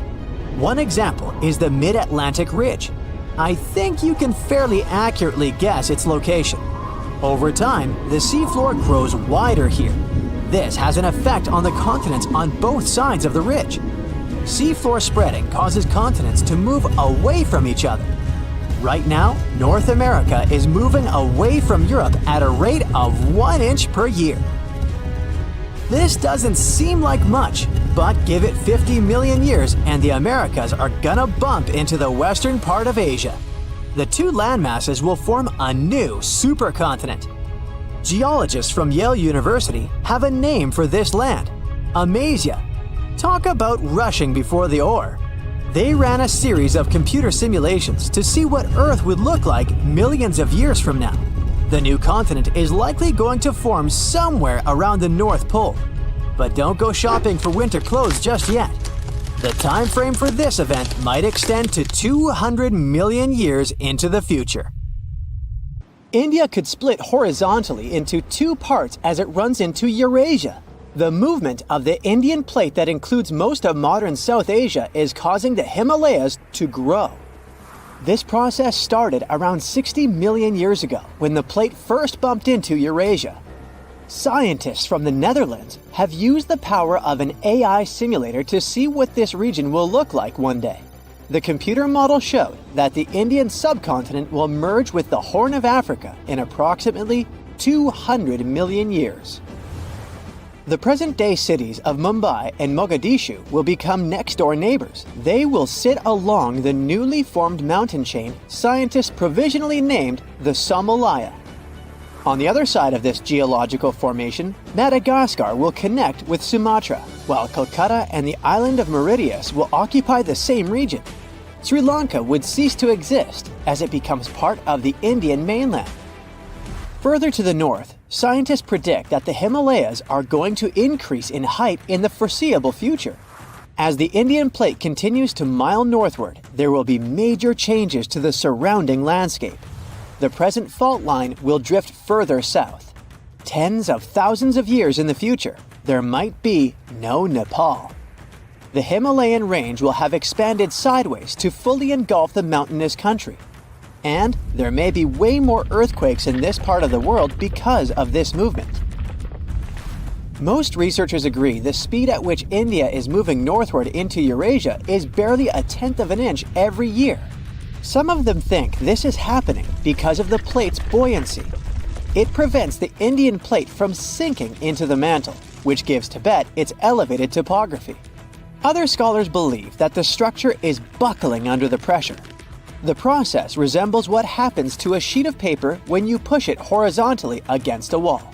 As you apply more pressure to its edge, the sheet starts to rise in the middle. In the real world, this bulge would be the Tibetan Plateau. A recent theory gives us the third explanation for the process. Their paper still has to undergo peer review, but the findings are intriguing. The international team of researchers introduced a new concept, the delamination of the Indian plate.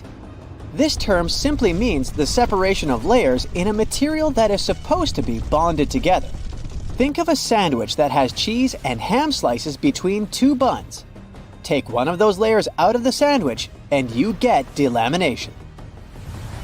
In geological terms, this process involves the upper part of the plate peeling off and moving upwards. In the case of the Indian plate, this is the section that supports Tibet's elevation. The lower section is denser, which causes it to sink into the mantle. Plate tectonics are, in this way, similar to a layered cake. Chefs place the spongy, denser layer at the bottom, so the heavier top doesn't crush it. Scientists developed their thesis by analyzing helium gases in water samples from the region's hot springs. Helium-3 is a rare isotope that shows that the mantle is close to the surface of the Earth. Researchers measured helium isotope ratios at 200 Tibetan springs. The pattern they saw shows how close the mantle is to the northern Tibetan surface. Further to the south, they found plenty of helium-4, another isotope, which means that the plate is intact. It forms a barrier that helium-3 cannot penetrate, except in one region near Bhutan, in the eastern part of the Himalayas. The seismic activity in the region is good proof that delamination, the sandwich theory, is all real here. And it shows us that the mantle is intruding from the eastern side of the plateau. This concept puts under question the old, established ideas about tectonic plate behavior. The scientists behind the study suspect that the unique shape of the Indian plate contributes to the delamination process. It's the thickest at the northernmost point and the thinnest on the sides. If it's all true, it will mean that the continental collisions have a more dynamic and complex nature than geologists previously believed. Scientists still don't have enough hard evidence to prove the correctness of the new theory, just hints. Drilling to depths of over 60 miles is mechanically impossible right now. Such excavations are necessary to be 100% sure that the delamination process is going on. With the right technology, we would be able to better understand the hazards associated with earthquakes in the Asia-Pacific region. It's home to the famous Ring of Fire, where 75% of Earth's volcanoes are located. 9 out of 10 all earthquakes take place here. The India-Australia-Capricorn tectonic plate beneath the Indian Ocean is also important for solving Earth's tectonic mysteries. The term geophysicists use for such locations is nascent plate boundary. These are plates where tectonic plates are just starting to pull apart or push against each other. They represent the initial stage of a full-fledged plate boundary. Such a geological transformation unfolds at a pace of barely 5% of a single inch per year. That's about as long as a strand of spaghetti is wide. This shouldn't worry us too much from today's perspective. The India-Australia-Capricorn plate is destined to split in half over the course of tens of millions of years. Scientists from France studied records of 2 earthquakes that happened in 2012 and concluded there must be a nascent boundary there. Earthquakes normally occur at places where 2 or more tectonic plates meet. But the tremors in the Indian Ocean happened in the middle of the plate. The scientists used sonar scanning to map out the sea floor and see what was really going on there. After further examination of the marine area off the coast of Western Australia, researchers found a complex network of 62 pull-apart basins along a fracture zone. The scientific data backed up the idea that the tectonic plate was slowly but surely breaking apart. It's another proof that the outer layer of our planet is dynamic, not static. In some cases, you don't have to be a scientist to notice these powerful underground forces. Massive crevices emerged almost overnight due to heavy rainfall in a seismically active region in rural Kenya, first in 2018 and then again in 2023. The local population named the biggest of them the Grand Canyon. These events were not one-time incidents, but signals from the East African Rift System, part of the Great Rift Valley. This huge geological phenomenon stretching from Jordan to Mozambique shows us the gradual splitting of the African continent into two subcontinents. You can find rift valleys all around the world as proof of how tectonic plate movements are changing the planet. The East African Rift shows the underlying dynamics of the Nubian and Somali plates. The Nubian plate bears most of Africa, and the smaller Somali plate cradles the Horn of Africa. The two are gradually moving away from one another, which causes the formation of crevices within the Rift Valley. This process of continental rifting, going on at a rate slightly faster than the one in India, will eventually lead to the split of Africa into two continents. The whole process, which is about to happen in the next 10 to 50 million years, marks a significant geological event that reminds us of Earth's historical transformations. The last time our planet's geography changed so drastically was during the Jurassic period. The world map from the period looks recognizable, but the land masses were oddly positioned from the modern perspective. In the north, Eurasia was still loosely connected to North America, which was at the time called Laurasia. This landmass was slowly moving away from the supercontinent of Gondwana, further down south. It consisted of what we know today as Africa, South America, Australia, and Antarctica. At the time, the Indian plate was closer to Madagascar than to Eurasia, as it is today. Experts explain Africa is splitting in two, and it will look like this. Up close, the process is even more shocking, with a massive crack stretching from Mozambique in the south to the Red Sea in the north. This gap keeps growing every year, tearing apart the land and destroying homes. Now, specialists believe the continent could split much sooner than we expect. Africa is breaking apart because of the Somali plate movement. Think of it like a dramatic breakup happening with tectonic plates. On the east side, there's the Somali plate. On the west, we have the Nubian plate. And during this breakup, the Somali plate just wants more space, so it's pulling away from the Nubian plate.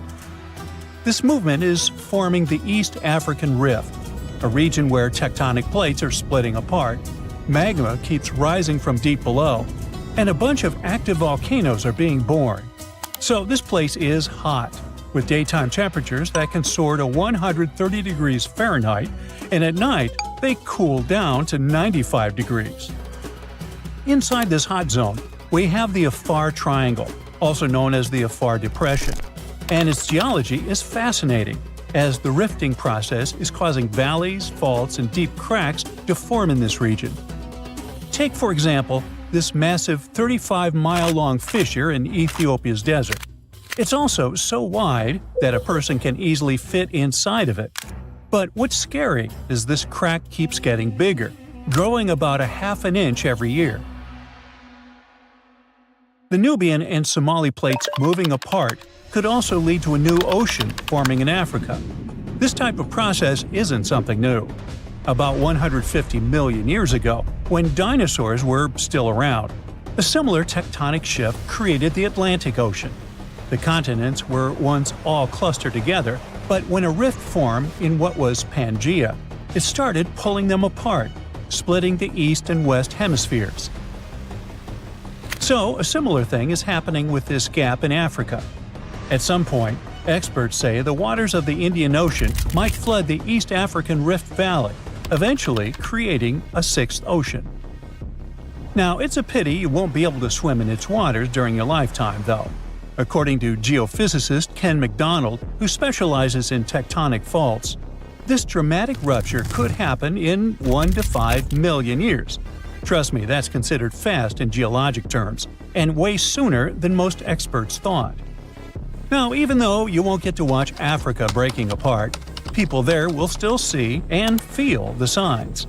They might experience intense volcanic eruptions and strong earthquakes as this process slowly unfolds.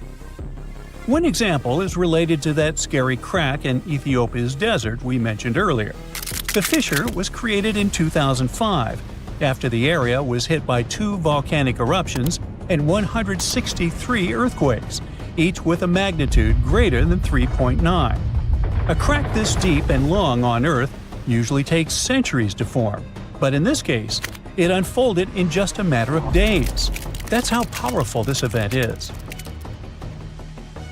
In fact, this kind of intense seismic activity can speed up the African splitting process, and that's why it's so hard to predict the exact time frame for the event. What we know is that people are already calling this new land the Nubian continent. If the predictions are right, it will include Somalia, Kenya, Tanzania, and part of Ethiopia. That's exciting and concerning at the same time. As new coastlines emerge, countries will need to make major adjustments when it comes to infrastructure and land management. They might lose a lot of roads, houses, and other constructions currently located near or right in the East African Rift. In Kenya, for example, the fissures tore apart a busy road, and authorities desperately tried to fill the gap with rocks and cement. In another case, an old woman was sitting and eating with her family when her house suddenly split down the middle. Recently, earthquakes that happened near Ethiopia's Afar region demolished 37 schools and forced about 5,000 students to leave their classrooms.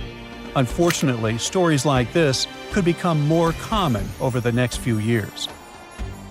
But there is a positive side to all this. Countries located in the middle of Africa, like Zambia and Uganda, could gain coastlines, and that might be great for them.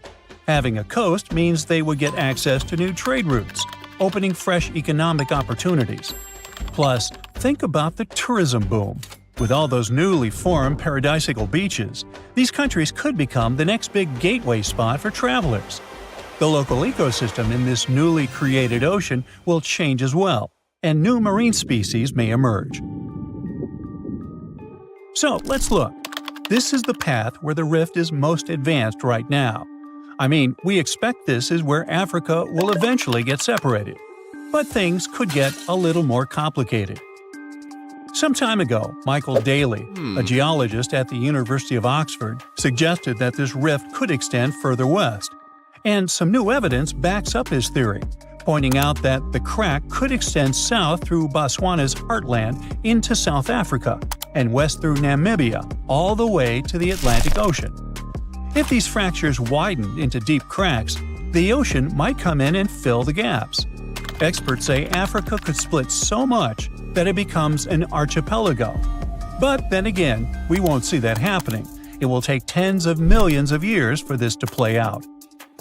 We already know that Africa is at risk of breaking into a bunch of huge islands, or small continents. The news isn't great for Madagascar either, as the world's fourth largest island could end up being split in half. But can the opposite process happen? I mean, can new land appear as the Nubian and Somali plates move apart? Well, as these tectonic plates get away from each other, the magma from the Earth's mantle might rise to the surface, and when it cools, it solidifies into new land. That's how other places in the world emerged, like Iceland and the Azores. So, yeah, the same process could happen in the East African Rift, and over the long term, it is possible that the rift could create new islands.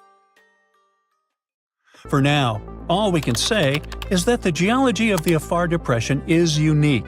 It is the most active rift system on our planet.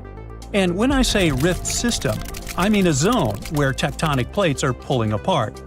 This region brings together all kinds of events, from faults in the Earth's crust to volcanic zones to the potential formation of a sixth ocean. For experts, it's like studying the evolution of rifts up close. And since it is such an active volcanic area, it also has enormous potential for tapping into geothermal energy, that is, using heat from inside the Earth to generate electricity. 2 geothermal power plants are already producing energy in Ethiopia, one in the Ethiopian Rift Valley and the other in the Afar. Now, geologists are exploring new potential spots. When we look at that deep crack in the ground, we know it's caused by tectonic plate movement. There's no mystery there.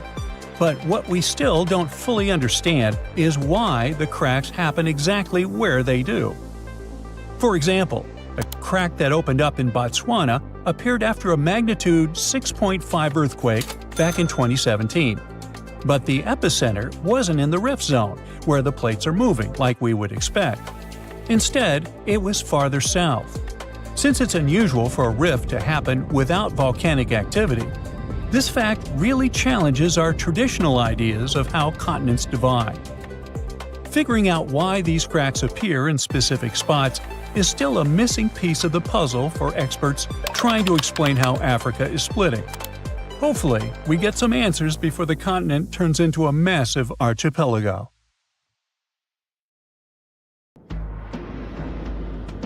Endless hot deserts seem lifeless at first glance. But among these sands, you can meet dangerous and sometimes creepy creatures. Some of them can only cause health problems, but some can stay in your memory forever. Let's get to know them, starting with dangerous ones and finishing with real nightmares. So, you're walking through a desert and see a big teddy bear with open hands. You understand that it's probably a mirage, but still, you come closer. You were right. It's not a plush toy, but a giant cactus. There's something strange about it. Thanks to some strange fluff, the branches resemble the arms of a teddy bear.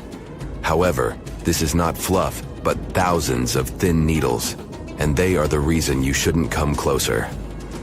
The cactus is called the jumping cholla, or teddy bear cholla. It grows in the desert areas of Arizona and in the northern part of Mexico. Don't worry, this cactus won't attack you, but it will cling to your skin or clothes if you touch it.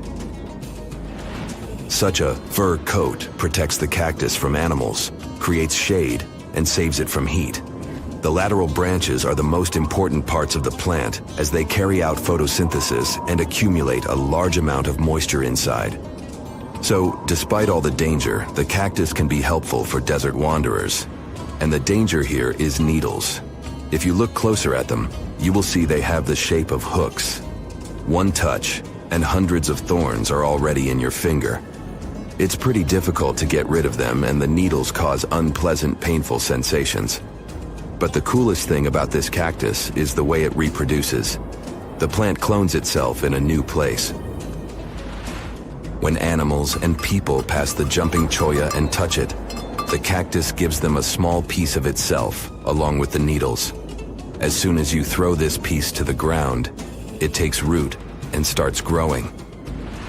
The degree of danger is rising. The next monster from the desert is running toward us, and that is an ostrich. Many think these animals are cowards hiding their heads in the sand. You will most likely change your mind if you're unlucky enough to meet one. Usually, ostriches are not aggressive, but you should run if you come closer to their nest. On the other hand, you won't be able to do that because ostriches move at a speed of 43 miles per hour. You need a car to get away from them. They run and hit their enemy with their chests. There have been cases when ostriches attacked vans and caused significant damage to them. But the main danger these birds present is their powerful legs with sharp claws. They can deliver strong blows with them and even beat a prone opponent. So yes, if you see an ostrich in the distance, go the other way. This small spotted lizard lives underground almost all the time in the arid deserts of the southwestern US and northwestern Mexico. Sometimes, it goes outside to find lunch. It only seems cute, but in fact, it's a dangerous Gila monster. Its thick skin protects the reptile from hawks, coyotes, and other predators. But its main protection is its venom. Snakes and spiders inject their toxins using long, needle-like fangs. The Gila monster clamps down and chews the prey to spread the venom. And when it bites a person, it can keep its jaws closed for a long time. Getting rid of the animal is a tricky feat. People who have experienced the effects of the venom say it feels as if hot magma passes through the veins. Despite this, the lizard turned out to be useful for science. Doctors used its venom to create medicines for diabetes and obesity. The time has come. Now you're about to meet one of the creepiest creatures living in the desert. Be quiet and listen to the silence. Stand still. There's no one around. Suddenly, you hear some hissing coming from below. You lower your head and see it. A big yellow spider the size of a human palm with strong jaws and long legs hides in the shadow of your body. In horror, you run away from this monster, but it goes after you. It isn't easy to do it in this situation, but try to calm down. The creature isn't interested in you. It wants only your shadow to hide from the scorching sun. Anyway, it's better not to touch it. The powerful jaws of the camel spider can cause unpleasant sensations, to put it mildly. And, by the way, this creature isn't really a spider. Yeah, it belongs to the class of arachnids, but it's a separate species, Salpigid. It likes to bite. It's fearless and pretty aggressive. The spider preys on insects, lizards, rodents, and small birds. It can also move at a speed of 10 miles per hour. For their small size, this is very fast. You need to be a professional athlete to run away from it. Most often, you can find camel spiders in the deserts of the Middle East, but they also live in Mexico and the southwestern US. These runners are nocturnal and try to avoid the sun during the day, so they are always hunting your shadow. By the way, they got their name because they often hide in the shadows of camels. You won't hide from them during the day, but they will also want to come after you at night, especially if you make a fire. Salpugids always run to the light in the hope of eating something. Some species of these spiders make a hissing sound to scare their enemies away. Now, let's calm down for a second and leave the hot desert. We're going into the humid tropics of Tanzania. Under tree bark, fallen leaves, and in dark caves, you can meet one of the most terrifying creatures on Earth, a tailless whip scorpion. Imagine a big scorpion without a tail, with a flat body that looks like it has been pressed by something. It's similar to spiders, but has no venom glands and can't spin a web. This monster is silent and fast, but the scariest thing is its 2 front claws, twice as long as the creature itself. Any prey it catches will never escape. Life in a dark cave has spoiled its eyesight, so the whip scorpion tries to avoid sunlight. During molting, it climbs up to the ceiling and slowly comes out of its old skin. Imagine directing your flashlight there and seeing small cocoons out of which pale spiders with excessively long legs crawl. If you really meet it, be calm and slowly go away as far as possible. Be careful. The flat scorpion can crawl under your clothes in a second and bite you in the stomach. And that's not the worst part. Okay, this is a joke. This pretty guy is one of the shyest and most harmless creatures among spiders and scorpions. It's afraid of you and will never attack. Many consider it beautiful and keep whip scorpions in glass terrariums. If you want such a pet, carefully watch it so that it doesn't run away from its house. If it happens, it will be pretty challenging to catch it again. In a matter of moments, it can get under your bed or go through gaps in the floor. Then it'll go to your neighbor's apartment through a ventilation system and scare people there. Okay, how about one more scorpion? It's not as creepy as the other creatures in this video, but it's the most venomous scorpion in the USA. This is the Arizona bark scorpion. The problem is that you can see it in the desert, in your home, or in the yard. These dangerous venomous beasts crawl into rooms and often sting people. One time is enough to cause pain, similar to a bee sting, but someone with an allergy may experience paralysis, breathing problems, and other health issues. Phew! This summer has been turning up the heat like never before. We feel like roasted marshmallows on a sizzling grill. Yes, the world is getting hotter, but some regions have always fought with high temperatures. It turns out people had some inventions to keep themselves cool in ancient times too. Some of them are still functioning, even 3,000 years later. Let's take a look at how people saved themselves from heat throughout history. So, put an ice cube into your cold drink and get ready to hear how people survived the heat. Speaking of ice cubes, do you know that the Persians made an ice storage system? In the deserts of ancient Persia, people had an out-of-the-box idea about how to prevent their food from turning into a melted mess. These ingenious Persians stumbled upon a physics trick that allowed them to create ice in the middle of the desert. They called these cool structures yakhchals, which basically means ice pits. These ice pits were not your ordinary coolers. They were like secret underground fridges. They looked like dome-shaped mud brick structures on the outside, but inside, it was a whole different world. These ice pits had an evaporation cooler system that worked like magic. At night, when the desert cooled down, Persians made use of the radiative cooling effect. They set up cleverly designed trenches to hold thin layers of water. The water froze, defying the desert heat. Then there were underground square storage areas. The Persians collected the melting ice water from these cooled trenches, and during the night, they froze it again, making the most of the desert's natural chill. To add to the cooling effect, they built a wall to shade the storage areas from the hot midday sun. And that's not all. They had this fantastic wind-catching contraption called a badger that caught the breeze and directed it right into the ice pits. Fresh air plus ice.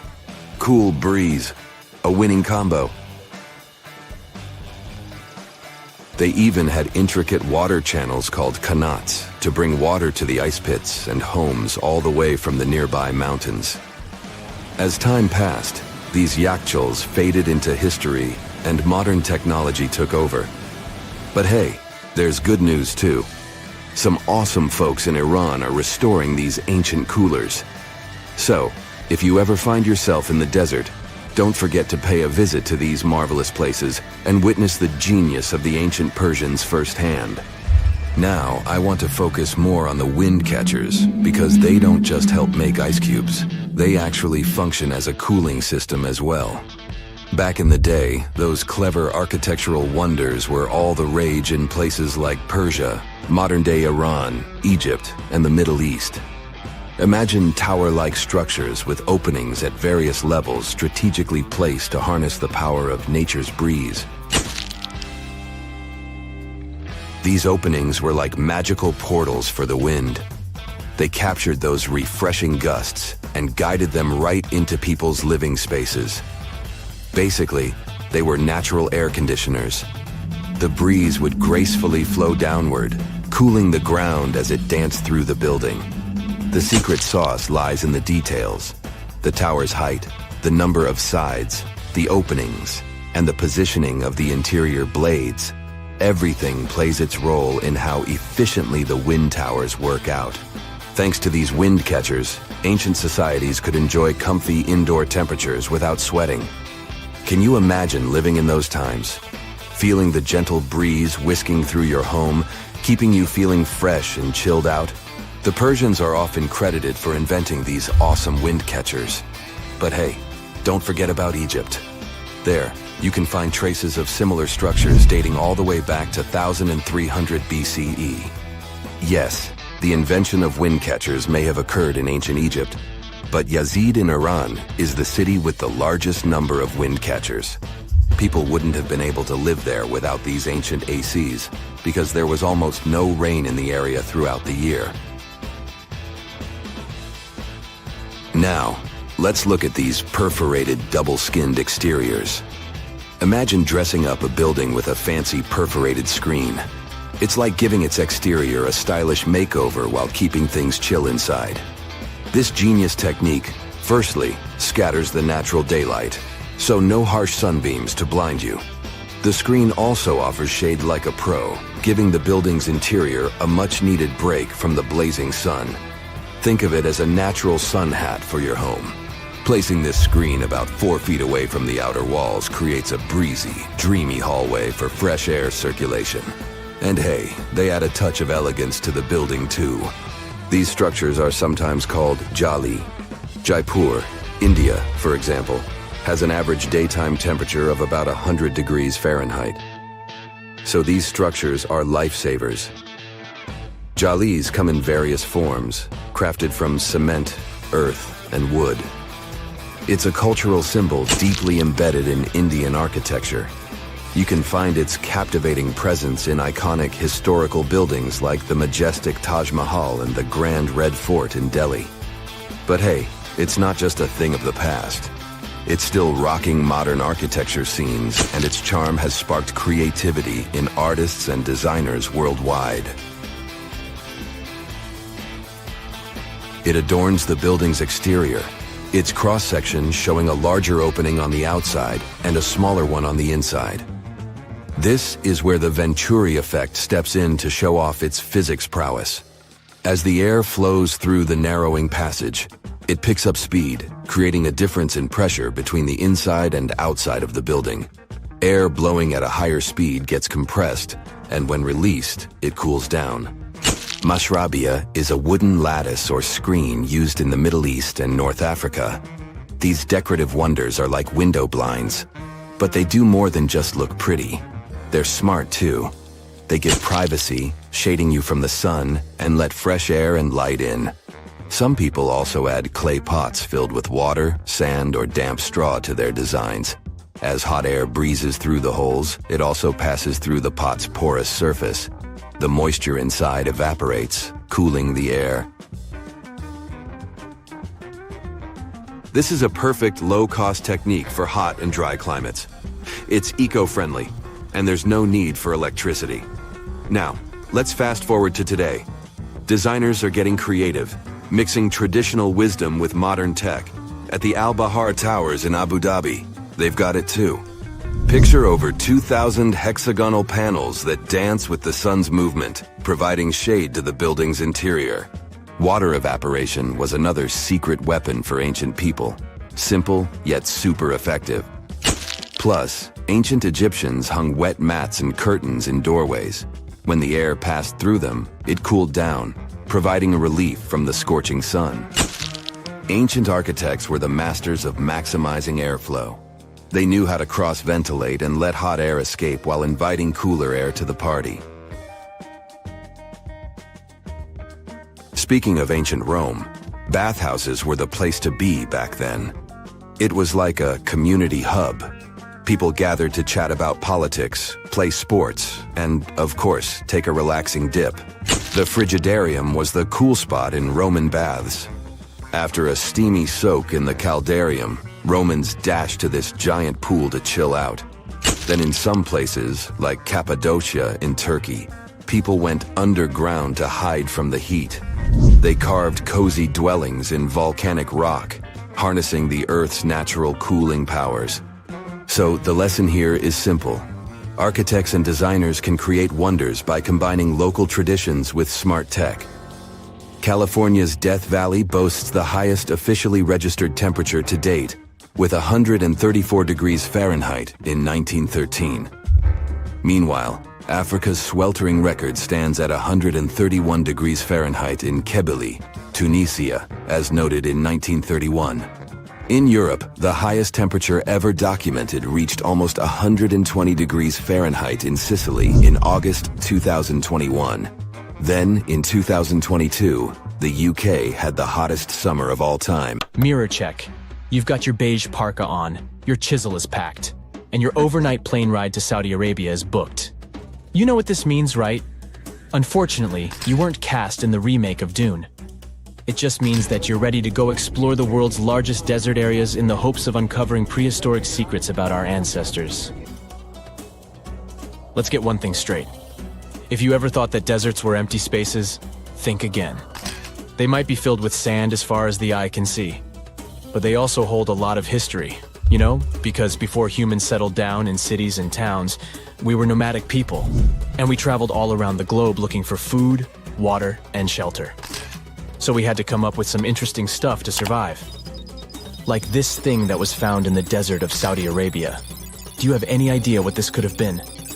Over many years, scientists have discussed the origins and use of huge structures such as these ones.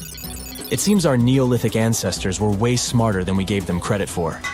They didn't spend all their hours around the fire carving weapons out of stone. No, they were also practicing their architectural skills.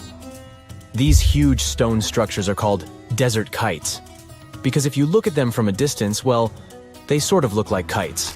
Archaeologists have arrived at the consensus that these kites were used to lure animals in. This way, it would make it easier for our ancestors to guarantee their week's food. But that's not all. Take a look at these monolithic structures right here. They show us that our ancestors probably drew on rocks, the blueprint of what they were going to build on the ground. Just like modern-day architects, desert kites could be miles long, so they drew out a plan before actually building them. The most surprising feature of all is that these kites were built even before things such as Stonehenge. We're talking around 7,000 to 9,000 years ago. Over the last decade, scientists have been able to identify over 6,000 desert kites spread across the Middle East and West and Central Asia. If you don't think this huge, try building something this large without the help of any drones. It looks like a pretty difficult feat to me. And apparently, Saudi Arabia's desert is filled with more amazing things. Scientists have found mysterious stone structures that are older than the pyramids of Giza in Egypt. So of course, you can't wait to go check that out. Can we all agree that carrying around heavy rocks to build a pyramid without the help of modern technology sounds absurd? I mean, how on earth did they do it? Now imagine turning back the clock about 2,000 years into the past and finding humans that built similar gigantic structures in isolated areas. Take a look at these so-called mustadels.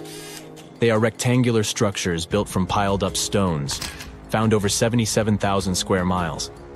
Some archaeologists believe that these monuments were used for ritualistic purposes, maybe processions of some kind, where people would walk from one end of the plateau to the other. I'd be down for that. Now let's move on to another deserted area. We're entering the world-famous Sahara desert landscape. Isn't it beautiful? Here, you're about to unravel an ancient mystery, something that took years for researchers to solve. Fun fact, the Sahara Desert is the world's largest hot desert. It spans over 3 million square miles, which would be like putting 1,000 times the country of Hawaii next to each other. We say it's the largest hot desert because the world's largest desert area is Antarctica. But we all know temperatures over there are freezing, not the typical image of when we think of a desert. Deep into the desert, near the Algerian town of Fougeret et Zoua, something strange was found. For decades, these tiny dots appeared on images of Google Earth, but nobody could explain what they were. Some scientists were sure that these circles are the result of oil activity in the region. Others guessed that these were ancient fogeras or ancient water wells. There are dozens of them, stretching for miles and miles in a straight line. The strange thing is that they are always far away from any town, road, or human activity in general. So what was or is their purpose? If you had to take a guess, what would you say? Remember we talked about how our ancestors had to be creative in order to survive in the desert? Let's try to walk in their shoes for a minute. Imagine you're a nomadic hunter-gatherer living in a desert area. You spend your days basking in the hot sun, trying to count all the grains of sand around you. But you also need to eat and drink water. But how on earth do you get water in a desert? Sure, you can hope to keep running into oasis every week or so, but that seems a bit risky, doesn't it? That's why North African people invented the so-called fogeras. The fogeras are a 2,500-year-old irrigation system. Locals would dig deep wells in elevated areas, wells deep enough to tap into underground water. Then, they would dig parallel shafts at regular distances. This way, the water would flow from the main well down into all the shafts and irrigate entire areas. Travelers could stop by the shafts and quench their thirst. They could also raise livestock and tend to crops.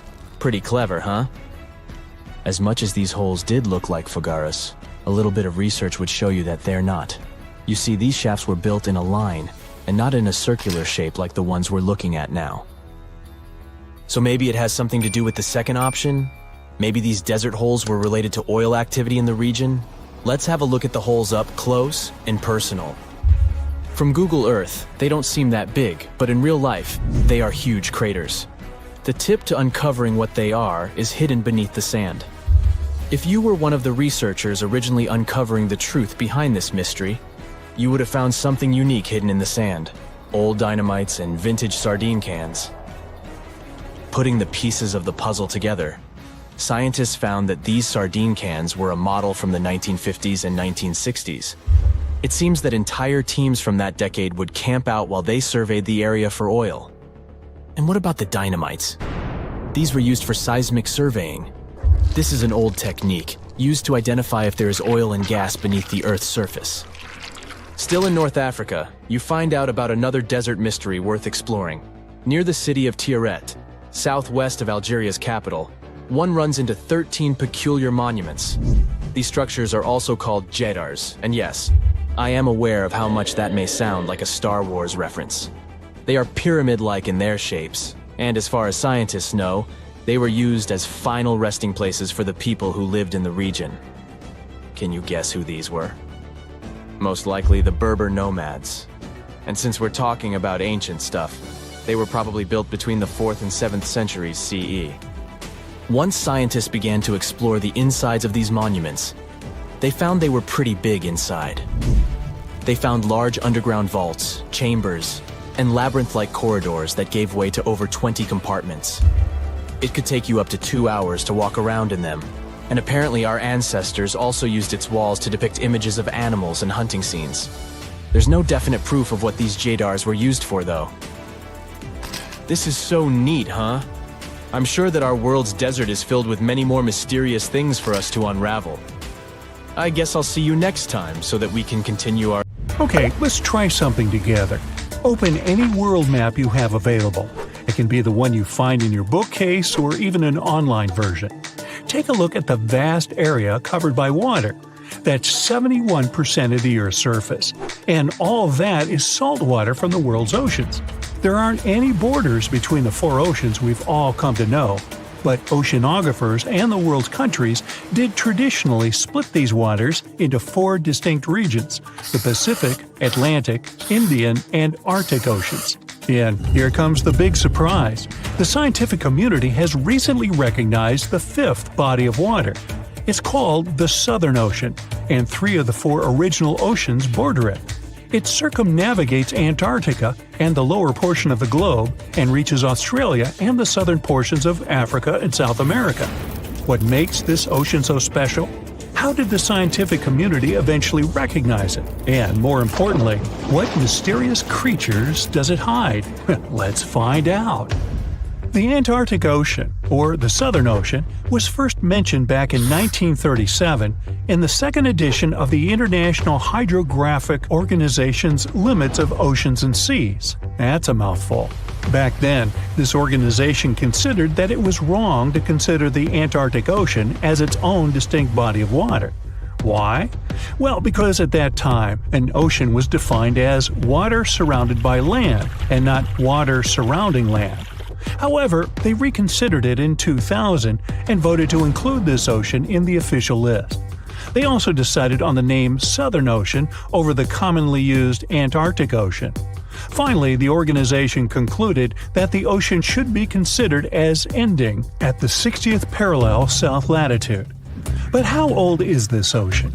Well, many specialists believe it to have formed only 30 million years ago, which would make it the youngest of the world's oceans. It was created when Antarctica and South America moved away from each other during the early stages of our planet's development. This unique water current is a distinctive component of the Southern Ocean, as it helps keep the waters flowing around the icy continent. It's called the Antarctic Circumpolar Current, and it moves to the east with incredible speed. It's estimated that it moves an enormous amount of water per second. Some of the disputes regarding the Southern Ocean also have to do with this amazing current. Some specialists believe it separates the water of the Southern Ocean from the waters of the nearing Atlantic or Pacific. Only the rapid circulating water is considered the Southern Ocean. On the other hand, though, a handful of scientists say that the current actually makes the naming issue more complex by not limiting the waters to a specific geographic location. They believe that the waters in the current are different in terms of composition from waters in the northern oceans because they are way colder and have a lot more salt. Sailors don't really like this new body of water, mostly because of the frequent cyclone-like storms that it experiences. They happen because of the big temperature difference between the ice packs and the ocean waves. As a result, these storms are very difficult to surpass for any sailors that happen to encounter them. I mean, really, these are the strongest winds found anywhere on our planet. More so, the vessels going through this area must also be wary of the frequent icebergs that may pop up every now and then, and also of the low surface temperatures. Just to paint you a better picture, Some of the icebergs found here can span over several hundred meters and can exist all year round, regardless of the season. The latitudes from 50 to 70 have even earned the nicknames of Furious 50s or the Shrieking 60s because of these intense year-round storms. Even the landscape is unique. They say the Southern Ocean has bluer glaciers, colder air, and more intimidating mountains than anywhere else in the world. Now, let's get to the mysterious creatures that call this place home, as thousands of species of wildlife live only here and nowhere else in the world. Let's start with the quirky sea pig, or one of the sea cucumbers as it's sometimes called. There are a lot of them in the waters off Antarctica. Why is it called that way, though? Because of its pink hue and round, bloated looks. On a closer look, it even appears to have a little tail and set of ears, just like a pig. They do help a lot with the quality of the waters here, filtering sand and sediment. Then there are the Hoff crabs that live on the floor of the Antarctic Sea. The Southern Ocean is a cold water environment, but crabs are more adapted to warmer waters. So, Hoff crabs gather around the warmth made by volcanic vents. They get the needed warmth and food here. You can find them in large piles, one on top of another, literally filling the space at the vent openings. Now, wonder how they got their unofficial name? Well, it's because of their apparent similarity to the actor David Hasselhoff, whose impressive chest reminded explorers of the crab. Okay. Ever seen a fish that's completely transparent? You'd have to get to these waters down in the south, but they do exist, and they are simply called the ice fish. You can basically see inside them, being completely clear and all. That's because of their see-through skin and because they don't have any red blood cells. Their special power is that they can use antifreeze to prevent their bodies from going solid in the cold waters of the Southern Ocean. Instead of the standard thicker blood, the red one with hemoglobin, ice fish have thinner blood that moves around more easily throughout their bodies, hence giving them the much-needed nutrients and oxygen. Now, is there a monster hidden in these waters? Some people believe this to be the case, and thanks to recent research, we even have video footage of it. Some Australian researchers stumbled upon a bunch of weird-looking creatures that were swimming near the seafloor of the Southern Ocean. This pink blob-like fish seemed to be propelled by a little pair of fins. To quote them on it, it seemed to resemble a chicken just before you put it in the oven. I'm not sure I even want to know what that looks like. It took them some time and research to identify the monster. It's a shy species of sea cucumber, known more by its creative nickname, the headless chicken monster. We've known this creature has existed since the late 1800s, but we've barely ever seen it. And we've only ever captured it on tape once before when it was spotted in the Gulf of Mexico, which is quite far from the waters off the coast of East Antarctica. There's so much we don't know about this creature, like how many of them exist in our waters and how they live, eat, and reproduce. Ever heard of the emperor penguin? It's not a penguin species that just happens to have a crown on its head, if that's what you're thinking. But they are one of those penguins that inhabit this specific location and are also the largest species of their kind altogether. What makes them special is that they make their colonies on the sea ice, and most of them never step foot on land. More so, penguin dads lose almost half their weight while incubating the eggs. They're also fascinating swimmers, able to dive deeper and longer than any other bird, up to 700 feet. Not to mention they can stay submerged for up to 18 minutes at a time as they gather food. We have yet to uncover all the secrets of the mysterious Southern Ocean, but it's clear that it's home to some unique and fragile marine ecosystems. Recognizing it as a new ocean could be one way to focus the public attention on it and help its conservation. You find yourself in Africa, land of unique wildlife, home to a great variety of cultures and languages, and, first and foremost, host to the world's largest hot desert, the Sahara. It's daytime, and you are thirsty for some water and shade. You've been walking for days, trying to find one of those precious-looking oases. You feel you're near, but the horizon just keeps stretching and stretching. Your mind is tired, and your body is feeling all the heat. It's like you've eaten a full plate of hot pepper and then some more, judging by how much you're sweating. And when I say hot, think 100 degrees Fahrenheit hot, on average. No wonder this is happening. After all, you find yourself in the world's biggest hot desert. Now, I say hot desert since the biggest deserted landscapes are actually the cold ones, located in Antarctica and the Arctic. Icy Antarctica's frozen desert is more or less the size of 1 million LAXs. Yep, the Los Angeles International Airport. The Arctic desert is just a bit smaller than that. Now, in case you don't know, the Sahara Desert is located in northern Africa, stretching from the Atlantic Ocean all the way over to the Red Sea. It occupies an area large enough to place approximately 100,000 Disney World theme parks side by side. According to scientists, its boundaries are expanding. Deserts usually form in the subtropics because of what's called Hadley circulation. The air rises at the equator and descends into the subtropics. This circulation of air has a drying effect, which helps the formation of desert landscapes. Since the 1920s, the Sahara is considered to have expanded by over 10%. How is this happening? Well, let's start from the beginning. You probably know the Sahara Desert as one of the most inhospitable places on Earth today. Just FYI, for a place to be considered a desert, it has to receive less than 4 inches of rain per year. Due to the very small precipitation index, deserts are usually dry and arid places. There is little humidity in the air, and daytime temperatures can go as high as 130 degrees Fahrenheit. Usually, there isn't that much animal and plant life because of the lack of water. But in the Sahara's case, it wasn't always like that. It may be difficult to imagine northern Africa without the tons of sand it has today. But about 20,000 years ago, the Sahara was actually one big oasis. Recent discoveries show clear evidence of what the scientists now call the Green Sahara. In the mid-1800s, a German explorer crossing the Sahara encountered some paintings and engravings that nomad artists had left behind. What he saw in those paintings looked nothing like his actual surroundings. Instead of an arid landscape with only camels and desert vegetation, the rock paintings depicted jungle animals like giraffes and hippos. There were even images of livestock and grazing animals such as cattle and sheep, something that seems impossible for modern-day Sahara. Artists usually draw what they see around them, so this finding really intrigued the German explorer. The drawings were so detailed that the artists must have had close contact with those animals. You can find this rock art spread out in the northern part of the African continent, from western Sahara to Saudi Arabia.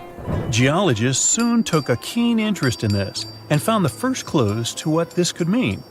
They have been able to confirm that, in fact, northern Africa was once much wetter. They found evidence from nearby deep-sea sediment off the coast of Mauritania.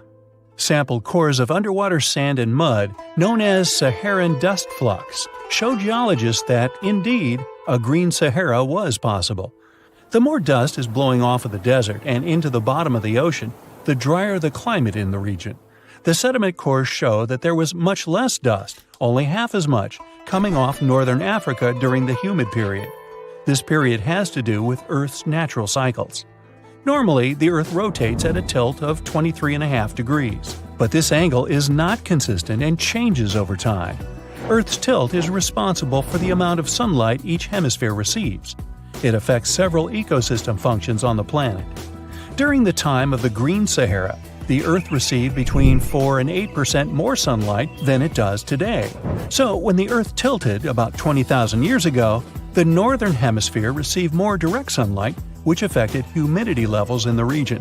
As the northern hemisphere got warmer, this affected monsoon activity, more specifically, the West African monsoon. Monsoons are wind systems that affect a region's rainfall index and humidity levels. As a part of the globe gets warmer, it allows for more air to rise. It combines with the wind to draw moisture up into the atmosphere. Little by little, northern Africa also became wetter. The increased moisture made the Sahara so wet that there were actual bodies of water in the region. As vegetation grew, the plants held onto moisture better than bare sand could. There is evidence of natural basins throughout the Sahara and lakes so big they would fit all of the U.S.'s Great Lakes inside of them.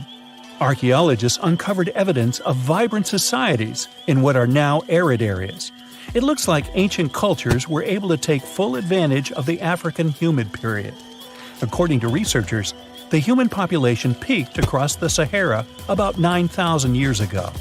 There are traces of fireplaces, hunting tools, fishhooks, and even mounds of fish bones. Records show that there have been over 230 green periods over the span of 8 million years. Solar radiation is always changing due to natural orbital cycles. That's why Earth will most certainly see another green Sahara moment. It might be thousands of years from now, but it will happen. The same way the Sahara turns green, it turns yellow again. Let's put it like that.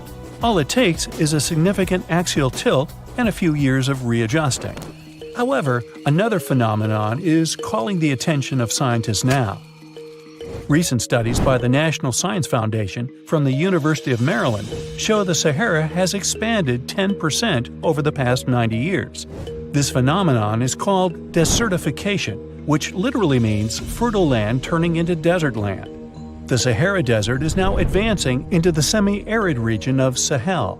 In 1950, this region was home to 31 million people.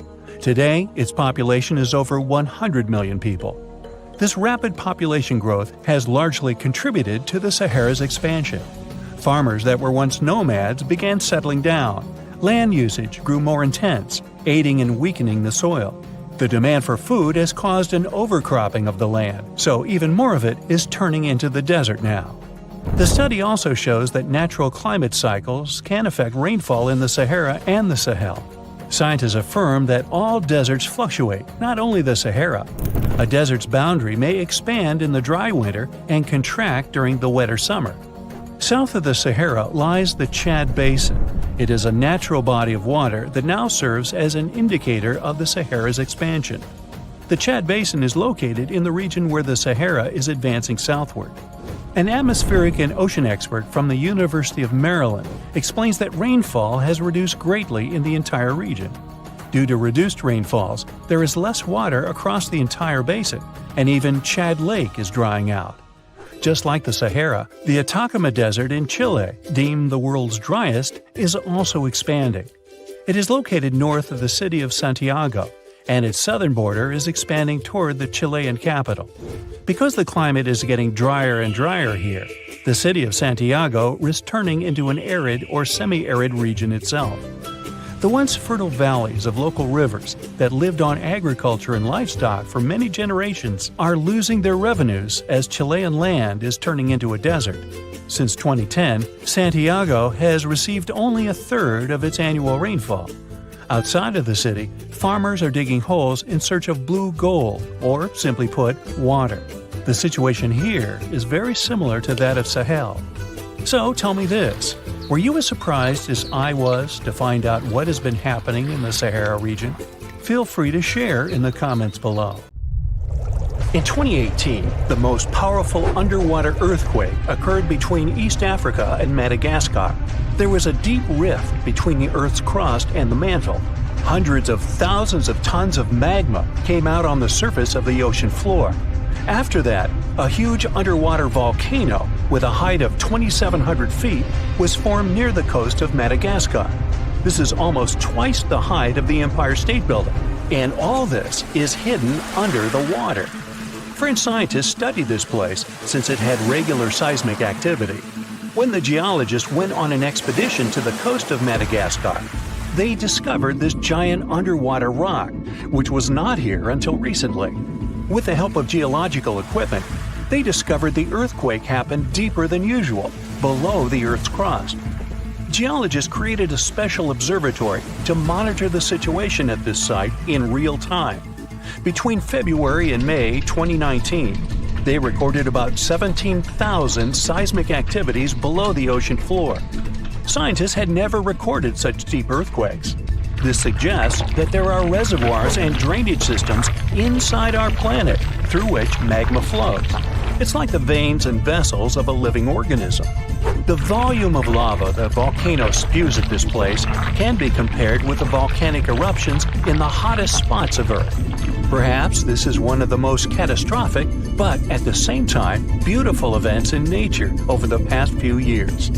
To understand what can be beautiful about this, let's first figure out what an underwater volcano is and how it works. Inside our planet, there are incandescent liquid metals and molten rocks containing almost all the chemical elements from the periodic table. All this hot substance is called magma, which constantly flows in the planet's bowels. Anyway, magma is lighter than the surrounding Earth's crust, so it always tries to break out upwards. Fortunately, the surface of our planet is strong enough and doesn't allow magma to splash out. But sometimes it happens, and here's why.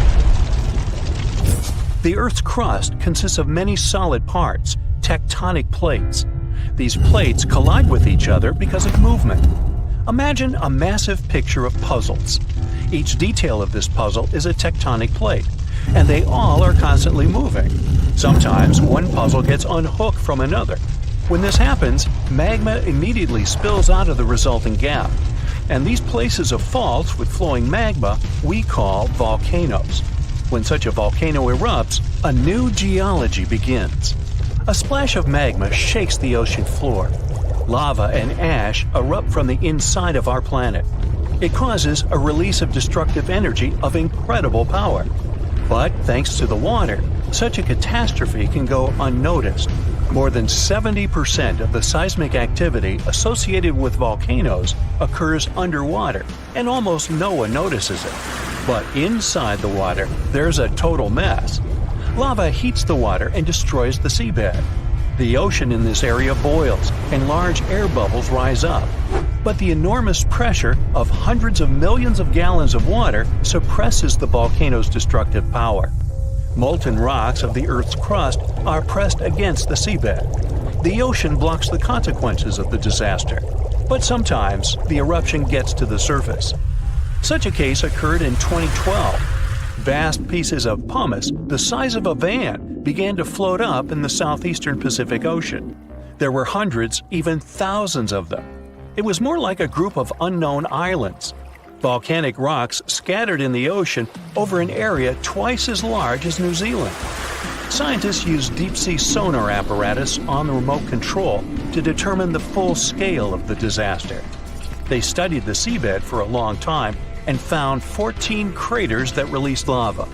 The researchers saw that more than a third of the erupted volcanic material surfaced and scattered throughout the ocean. The rest was scattered along the bottom. It destroyed all marine life in the area. However, after the eruption of volcanoes, life is reborn like a phoenix from the ashes.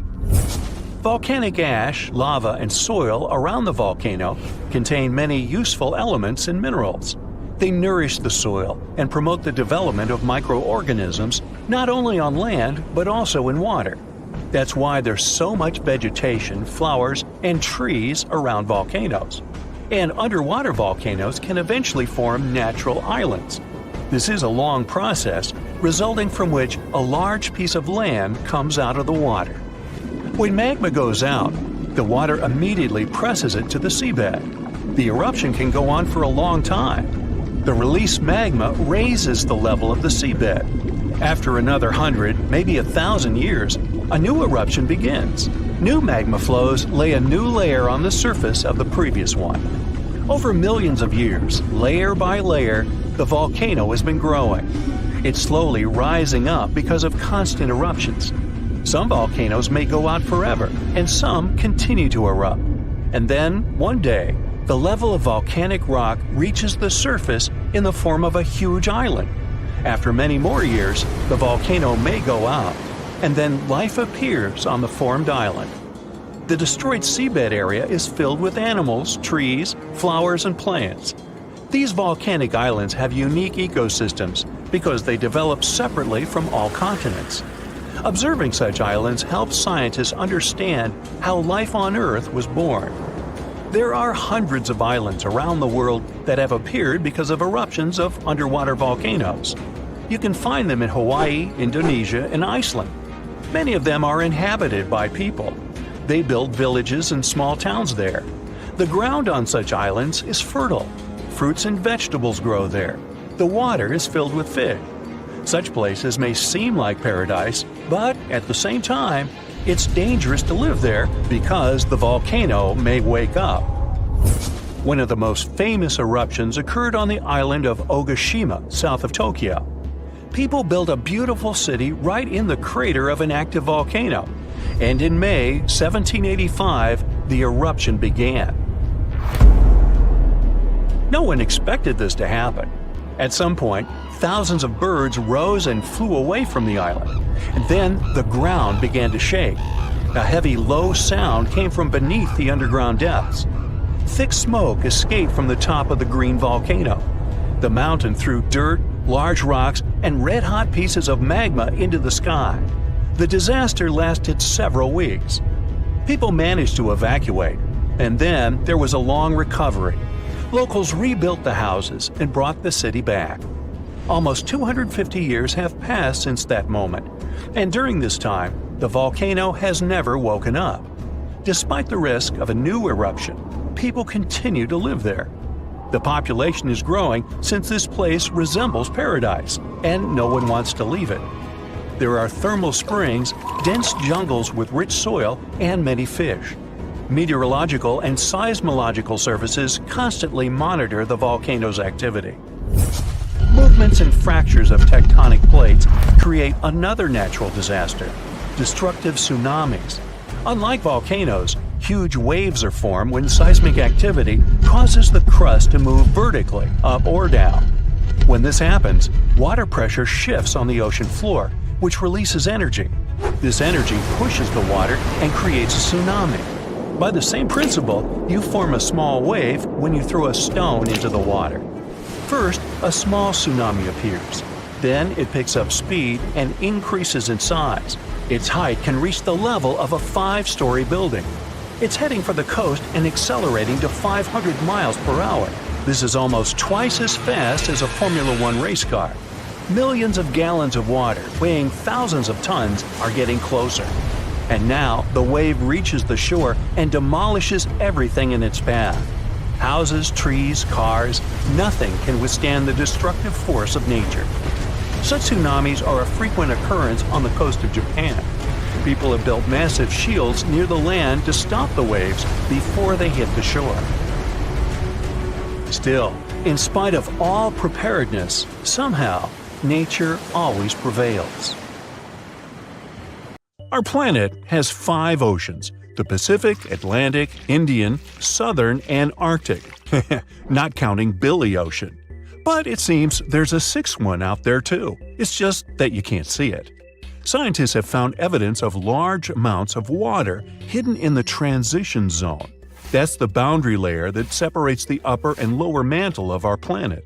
That boundary goes hundreds of miles deep down below the surface. Natural diamonds usually form in the mantle, but at depths of up to 155 miles. Some of them are very rare. They may come from deeper depths. That was the case with this fascinating diamond that formed 410 miles below the surface. The gem was big enough for scientists to study it and determine what it was made of. They were surprised when the composition of this very rare diamond showed that it was formed in pretty watery conditions. Because of that, such a diamond wouldn't be worth much in jewelry stores, but it was priceless in the lab. So, could this mean there's an ocean under the surface of our planet? It would definitely get us closer to the idea Jules Verne had about this whole magical secret world inside Earth, including the ocean. But that's not exactly the case. The water is there, true, but it's not like you can enjoy the view watching waves splashing around like on the surface of our planet. The water is actually stored within the minerals. That's why this area is so wet. Let's now move to Africa to keep up with the story, or to be more specific, to a spot called the Afar region. It's part of Ethiopia and a place where 3 tectonic plates meet. Tectonic plates are large pieces of our planet's crust that slowly move. These movements cause earthquakes and produce volcanoes, mountains, deep underwater valleys we call trenches, and so on. And the Afar Valley is where the Arabian, Somali, and Nubian plates meet. Together, they form an intersection in the shape of a Y. Why? Let me tell you. These plates are moving all the time. The Somali plate is moving southeast toward the Australian and Indian plates. The Arabian plate is moving north, getting closer to the Eurasian plate. At some point, it will close the Persian Gulf. This movement of plates has created something we call the Great Rift Valley, considering there are, all these cool rifts. The Aden Ridge to the east, the Red Sea Rift to the west, the Oculus Rift and the East African Rift to the south. But the East African Rift is something we want to focus on, because this one could be the key to this potential sixth ocean, but this time on the surface. A continental rift is a spot where two tectonic plates that form a single continent start to separate. Here it's the Somali and Nubian plates. Together, they're parts that make up Africa. If they keep moving in separate directions, this currently continental rift may become what we call an oceanic spreading ridge. In other words, when the plates are far enough apart from each other, there will be an enormous crack between them. This way, magma will freely flow up from beneath them. It'll be cool and eventually start creating a new ocean floor. Africa will be split into two parts, and there will be a new ocean flowing between what will turn into two mini-continents. Nope, it's not time to get your swim trunks and sunscreen yet. Even if the Somali and Arabian plates do move far enough to form an oceanic spreading ridge, it'll take millions of years before this happens. So I guess it's more interesting to stick to exploring this sixth ocean below the Earth's surface for now. The idea of subsurface oceans goes beyond the borders of our planet. It's possible many moons and planets out there have them too. Our home planet is the only one we know about with consistent bodies of liquid water on the surface, true. In our solar system, we circle around the Sun in something called the habitable zone. The temperature and atmospheric pressure within this zone allow water to remain in liquid form all the time. But a couple of moons in our solar system could also contain significant amounts of water under their surface. Enceladus, one of Saturn's moons, is the first one. Enceladus is a small frozen ball 7 times smaller in diameter than our moon, but it's the 6th biggest moon of Saturn. Nearly a decade ago, a spacecraft found evidence that there was a large ocean under its surface. It found and sampled water from the eruptions that resembled geysers. A geyser is a rare type of hot spring that erupts and sends jets of steam and water into the air. Like Old Faithful in Yellowstone? Well, this water was erupting through fissures in the ice at the south pole of the moon. That means there might be a liquid ocean under the thick layers of ice. The ocean there is almost nothing like ours. The ocean on Earth is relatively shallow, on average 2.2 miles deep, and it covers 3/4 of our planet's surface. It gets colder the closer you come to the seafloor, and is warmer if you stay close to the surface because of the sun's rays. But the subsurface ocean on Enceladus is at least 18 miles deep. It's cooler at the top because that part is near the ice shell, and warmer at the bottom because of the heat coming from the moon's core. But both our ocean and the ocean on Enceladus are salty. Enceladus is one of the few places in our solar system that has liquid water, which makes it an interesting spot to search for signs of life. Another one is Europa, one of Jupiter's moons. Scientists think similar eruptions of water could be happening there. Knowing there are such geysers there tells us these moons have their own source of energy. Maybe the energy that makes the water erupt comes from gravity or radiation. The same energy could keep a large body of liquid water under the ice. It could even support some forms of life. There are thousands of planets beyond our solar system that orbit other stars. Some are even in the habitable zone. Over 1/4 of the ones that we know about could have liquid water, but the majority of them probably have oceans under their surface, like Enceladus and Europa. Pluto might be on this list too, since it's possible it hides a liquid ocean under its thick frozen shell. This subsurface ocean likely formed long after the dwarf planet did. after the heat coming from radioactive elements in Pluto's core melted some of its ice. There's also something called water worlds. Those are moons or planets with global oceans that are more common than we thought. I mean, some call Earth a water world too. 71% of its surface is water after all. And when you look at our home planet from space, you mostly get those blue marble pictures. When exploring other planets, especially those outside of our solar system, researchers often go with a policy of follow the water.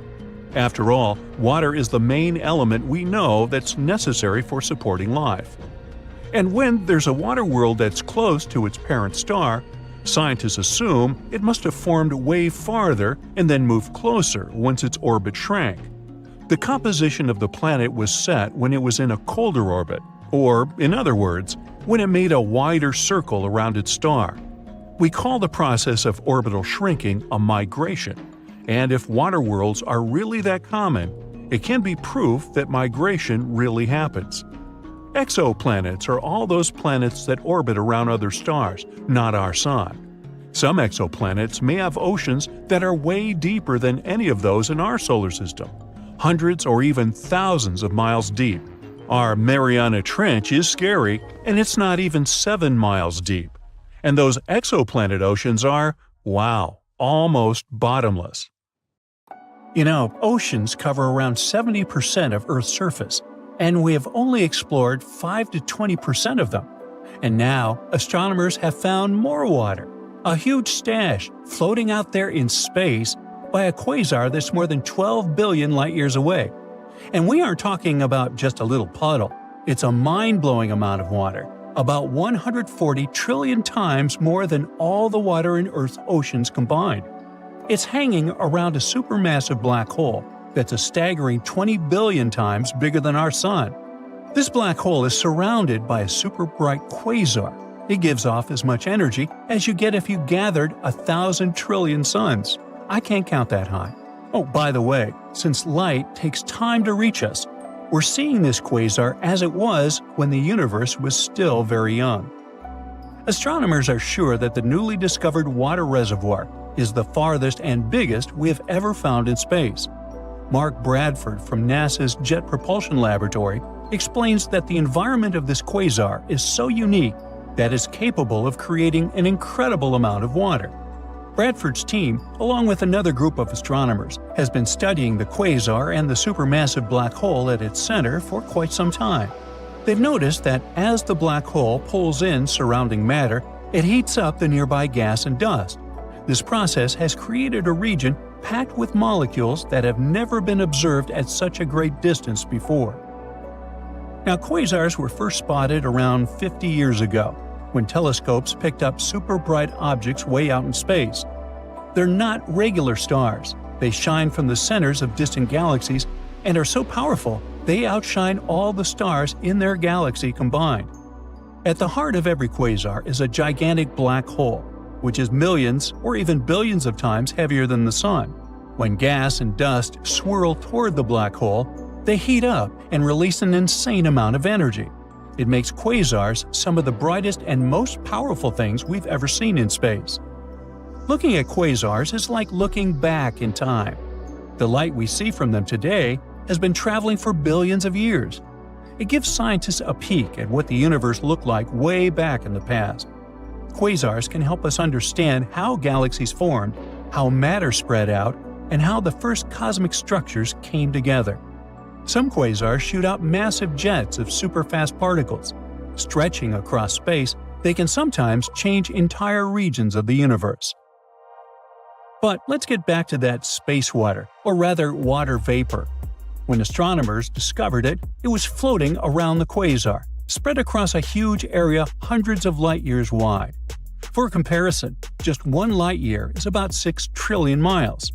Even though the gas there is incredibly thin, unlike what we're used to on Earth, it's much warmer and denser than the gas found in most other galaxies, including our own Milky Way. The temperature of this gas is around minus 63 degrees Fahrenheit, and it's about 300 trillion times less dense than Earth's atmosphere. It does sound extreme, even in space terms, it's unusual. Now, water vapor isn't just another molecule. The very fact that it exists near the quasar hints that the area is regularly blasted with radiation. That's what keeps the gas warmer than usual. To add to the mystery, astronomers also found carbon monoxide and other molecules. In other words, there's plenty of raw material floating around. In the future, this gas could help the supermassive black hole grow even bigger, up to 6 times its current size. But that's just one of many potential scenarios. Some of the gas might get pulled into the black hole, some could form new stars, and some might even get flung out into space. Now, finding water vapor in such a distant quasar means that the basic building blocks of the universe have been around for billions of years.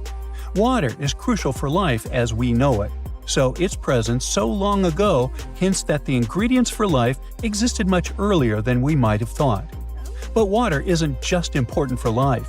It also plays a key role in how stars and galaxies form. When giant clouds of gas cool down, water helps them collapse, making it easier for new stars to be born. But how did researchers even spot this massive cloud of water? In 2008, Bradford's team started looking for water in space with the help of a special instrument called Z-spec. It was attached to a 33-foot telescope in Hawaii. To double-check their findings, they used another powerful tool, CARMA. That's a group of radio dishes in the mountains of Southern California. At the same time, a different team was searching for water using a telescope in the French Alps. In 2010, the second team found a small hint of water in the distant quasar. It was just one teeny tiny signal. After that, Bradford's group detected more signals. It was all the proof we needed to conclude that an enormous amount of water was actually out there. Now, our floating cloud of water vapor isn't the only place where we've found water beyond Earth. Scientists have recently made a huge discovery.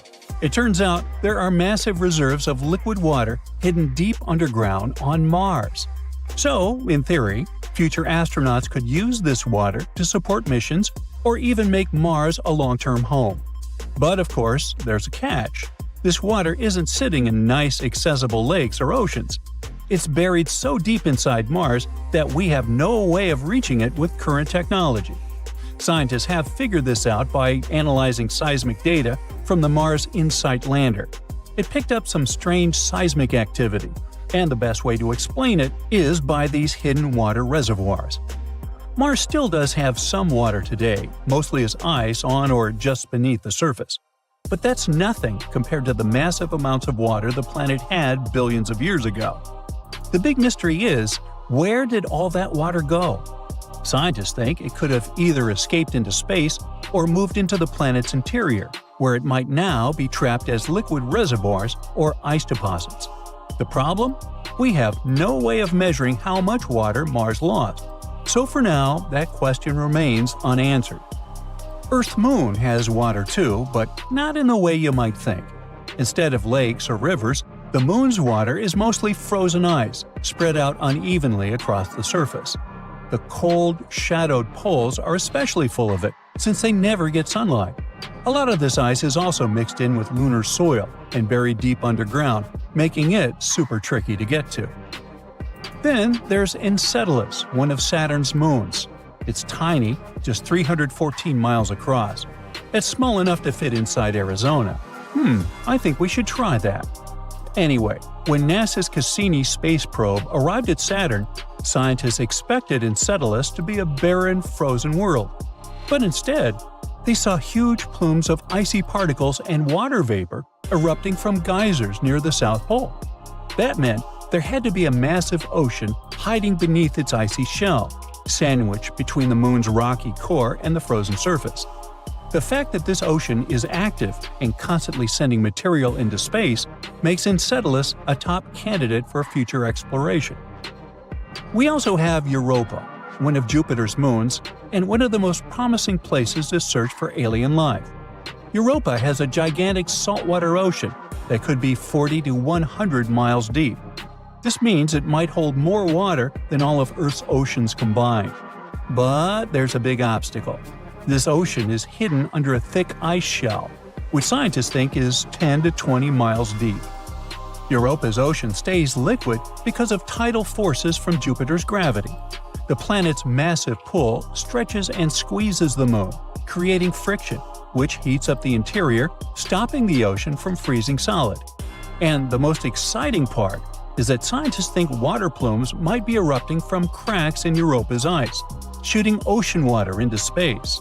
Now, if that's true, we could potentially sample the ocean without having to drill through miles of ice. But there are still a lot of unknowns. How big are Europa's water reservoirs? How quickly do they refreeze? And how does the intense temperature and pressure affect the ice? Scientists are eager to figure this out because Europa's ocean is one of the best bets we have for finding extraterrestrial microbes somewhere in our solar system. Scientists discovered the largest water reservoir in the Oregon Cascades. It's hiding underground, holding more than twice the water volume of Lake Mead. Let me specify. It contains at least 19.4 cubic miles of water, which is almost 162 trillion bottles of water. If you drank one bottle a day, it would take you around 444 billion years to finish your stock. No wonder this underground aquifer discovery is so awesome. The Cascade Mountain Range, which contains the largest aquifer on Earth, stretches about 700 miles from Northern California to British Columbia. The high Cascades in Oregon have younger volcanic rocks, around 8 million years old. The Western Cascades are much older, 45 million years. They boast deep canyons and valleys. Scientists study the transition zone between these two areas to understand how water moved through volcanic rock and how volcanic processes had evolved over time. In the process, researchers measured rock temperatures at different depths. That's when the underground aquifer discovery happened. Normally, deeper rocks should be hotter because it's closer to the Earth's interior. But, to everyone's surprise, in several areas, the temperature stayed the same even at greater depths. Well, this was a strong clue that water was flowing through the rock and cooling it down. In other words, the Cascades function like a natural water tower, storing and slowly releasing water into rivers and streams. These geological water findings are important for two main reasons. First, it's our potential water source for the future. Such a massive amount of water stored underground could be an important resource. So far, we don't know how long it will remain in its current state and how resilient it's going to be to changes. So, we need more research to properly manage its use. Secondly, it affects volcanic activity. When water seeps deep underground and reaches magma, it instantly turns into steam, creating extreme pressure that can trigger explosive volcanic eruptions. Understanding how much water is stored in volcanic rock could help predict future eruptions and the risks they pose. Now, even though this discovery is exciting, there are still many unanswered questions. Like, how does this water move through the volcanic rock? Or how much of it is actually usable as a water resource? Since this underground reservoir depends on rain and snow, a series of dry years could cause big problems for both water supply and volcanic stability. Researchers are now working to understand the full impact of the Cascades volcanic water reservoir and how to manage it responsibly. But let's look closely at the geological wonder that is the Cascade Range. Picture this. A massive mountain range stretching all the way from Northern California up to British Columbia, cutting right through the middle of Oregon. That's the mountain range we're talking about. In Oregon alone, it's about 260 miles long and up to 90 miles wide, covering 17,000 square miles. Whoa, that's bigger than each of the 9 smallest US states. The coolest thing is that the Oregon part of this mountain range is basically built by volcanoes, and apparently contains at least one volcanic rock water storage. The range itself exists because of something called the Cascadia subduction zone, where the Juan de Fuca tectonic plate, a chunk of Earth's crust under the Pacific Ocean, is slowly getting shoved beneath North America. As it sinks, the intense heat and pressure force water out of the oceanic rock. It lowers the melting point of the surrounding mantle and creates magma. That magma rises up and fuels the Cascade volcanoes. This is part of the Ring of Fire, the giant belt of volcanoes circling the Pacific. So, in a way, the Cascades are part of a much bigger volcanic system that's constantly shifting and changing. The Oregon Cascades are actually made up of two completely different zones, the Western Cascades and the High Cascades, and they look nothing alike. The Western Cascades are the older part. They formed around 45 million years ago. These mountains are rugged and deeply carved up by rivers. Some canyons are as deep as 3,700 feet. This part of the range used to be volcanically active, but over time, erosion has taken over, reshaping the land. The High Cascades, on the other hand, are much younger and way less eroded. Around 8 million years ago, the volcanic activity shifted, and new eruptions filled in old canyons, smoothing out the landscape. Eruptions kept piling up fresh lava, and rivers in this region didn't have as much time to create deep valleys like they did in the Western Cascades. That's why if you look at the two regions side by side, one looks jagged and carved up, while the other looks smoother and more built up. Some of Oregon's most famous volcanoes are located in the High Cascades. I'm talking about Mount Hood, Mount Jefferson, the Three Sisters, and Crater Lake, which actually formed when Mount Mazama erupted and collapsed in on itself. Unlike smaller volcanoes that pop up, erupt for a bit, and disappear over a few months or years, these giant volcanic centers have been active for thousands of years. And because they've been around for so long, they have way more complex magma systems. They produce everything from basalt, which is a runny, fast-moving lava, to andesite, dacite, and rhyolite. And rhyolite is the type of magma that leads to huge explosive eruptions. So, while some of these volcanoes might just ooze lava, others have the potential for devastating blasts. Another amazing thing about these long-lived volcanoes is that their underground magma chambers stay hot for a really long time. That's why the Cascades are one of the best places to tap into geothermal energy. There's a ton of heat just sitting beneath the surface, waiting to be used. Oh, and don't forget about the Cascades volcanic water reservoir. Who knows how we will use it in the future? Now, we already know that the Cascades are part of the magnificent Ring of Fire, Earth's most explosive zone. Imagine a massive horseshoe-shaped belt wrapping around the Pacific Ocean, stretching for about 25,000 miles. It's one of the most geologically active areas on the planet. This is where Earth's tectonic plates are constantly shifting, colliding, and grinding against each other, creating some of the world's most powerful earthquakes, volcanic eruptions, and deep ocean trenches. The Ring of Fire follows the meeting points of multiple tectonic plates, and they all surround the giant Pacific Plate. These plates aren't just sitting still, they're always on the move, pushing against or sliding beneath each other at their boundaries, known as fault lines. When this happens, you get everything from deep-sea trenches to towering volcanoes and violent earthquakes. One of the most extreme examples of this activity is the Mariana Trench, located east of Guam. At 7 miles deep, it's the deepest ocean trench on Earth. It was formed by a process called subduction, where one tectonic plate is forced beneath another, sinking deep into the Earth's mantle. The Mariana Trench is one of the most mysterious places on Earth. It's insanely deep, with crushing pressure and total darkness. So for a long time, people thought nothing could live down there. But it turned out that life existed even at the very bottom. In 2005, scientists found a tiny single-celled organism in the Challenger Deep, the deepest part of the Mariana Trench. They also came across colorful rocky formations and weird sea cucumbers. The Mariana Trench also has hydrothermal vents, which are basically underwater hot springs. Even though the water there is super hot and acidic, strange creatures and microscopic life forms still manage to survive there. The Ring of Fire is also responsible for 90% of the world's earthquakes.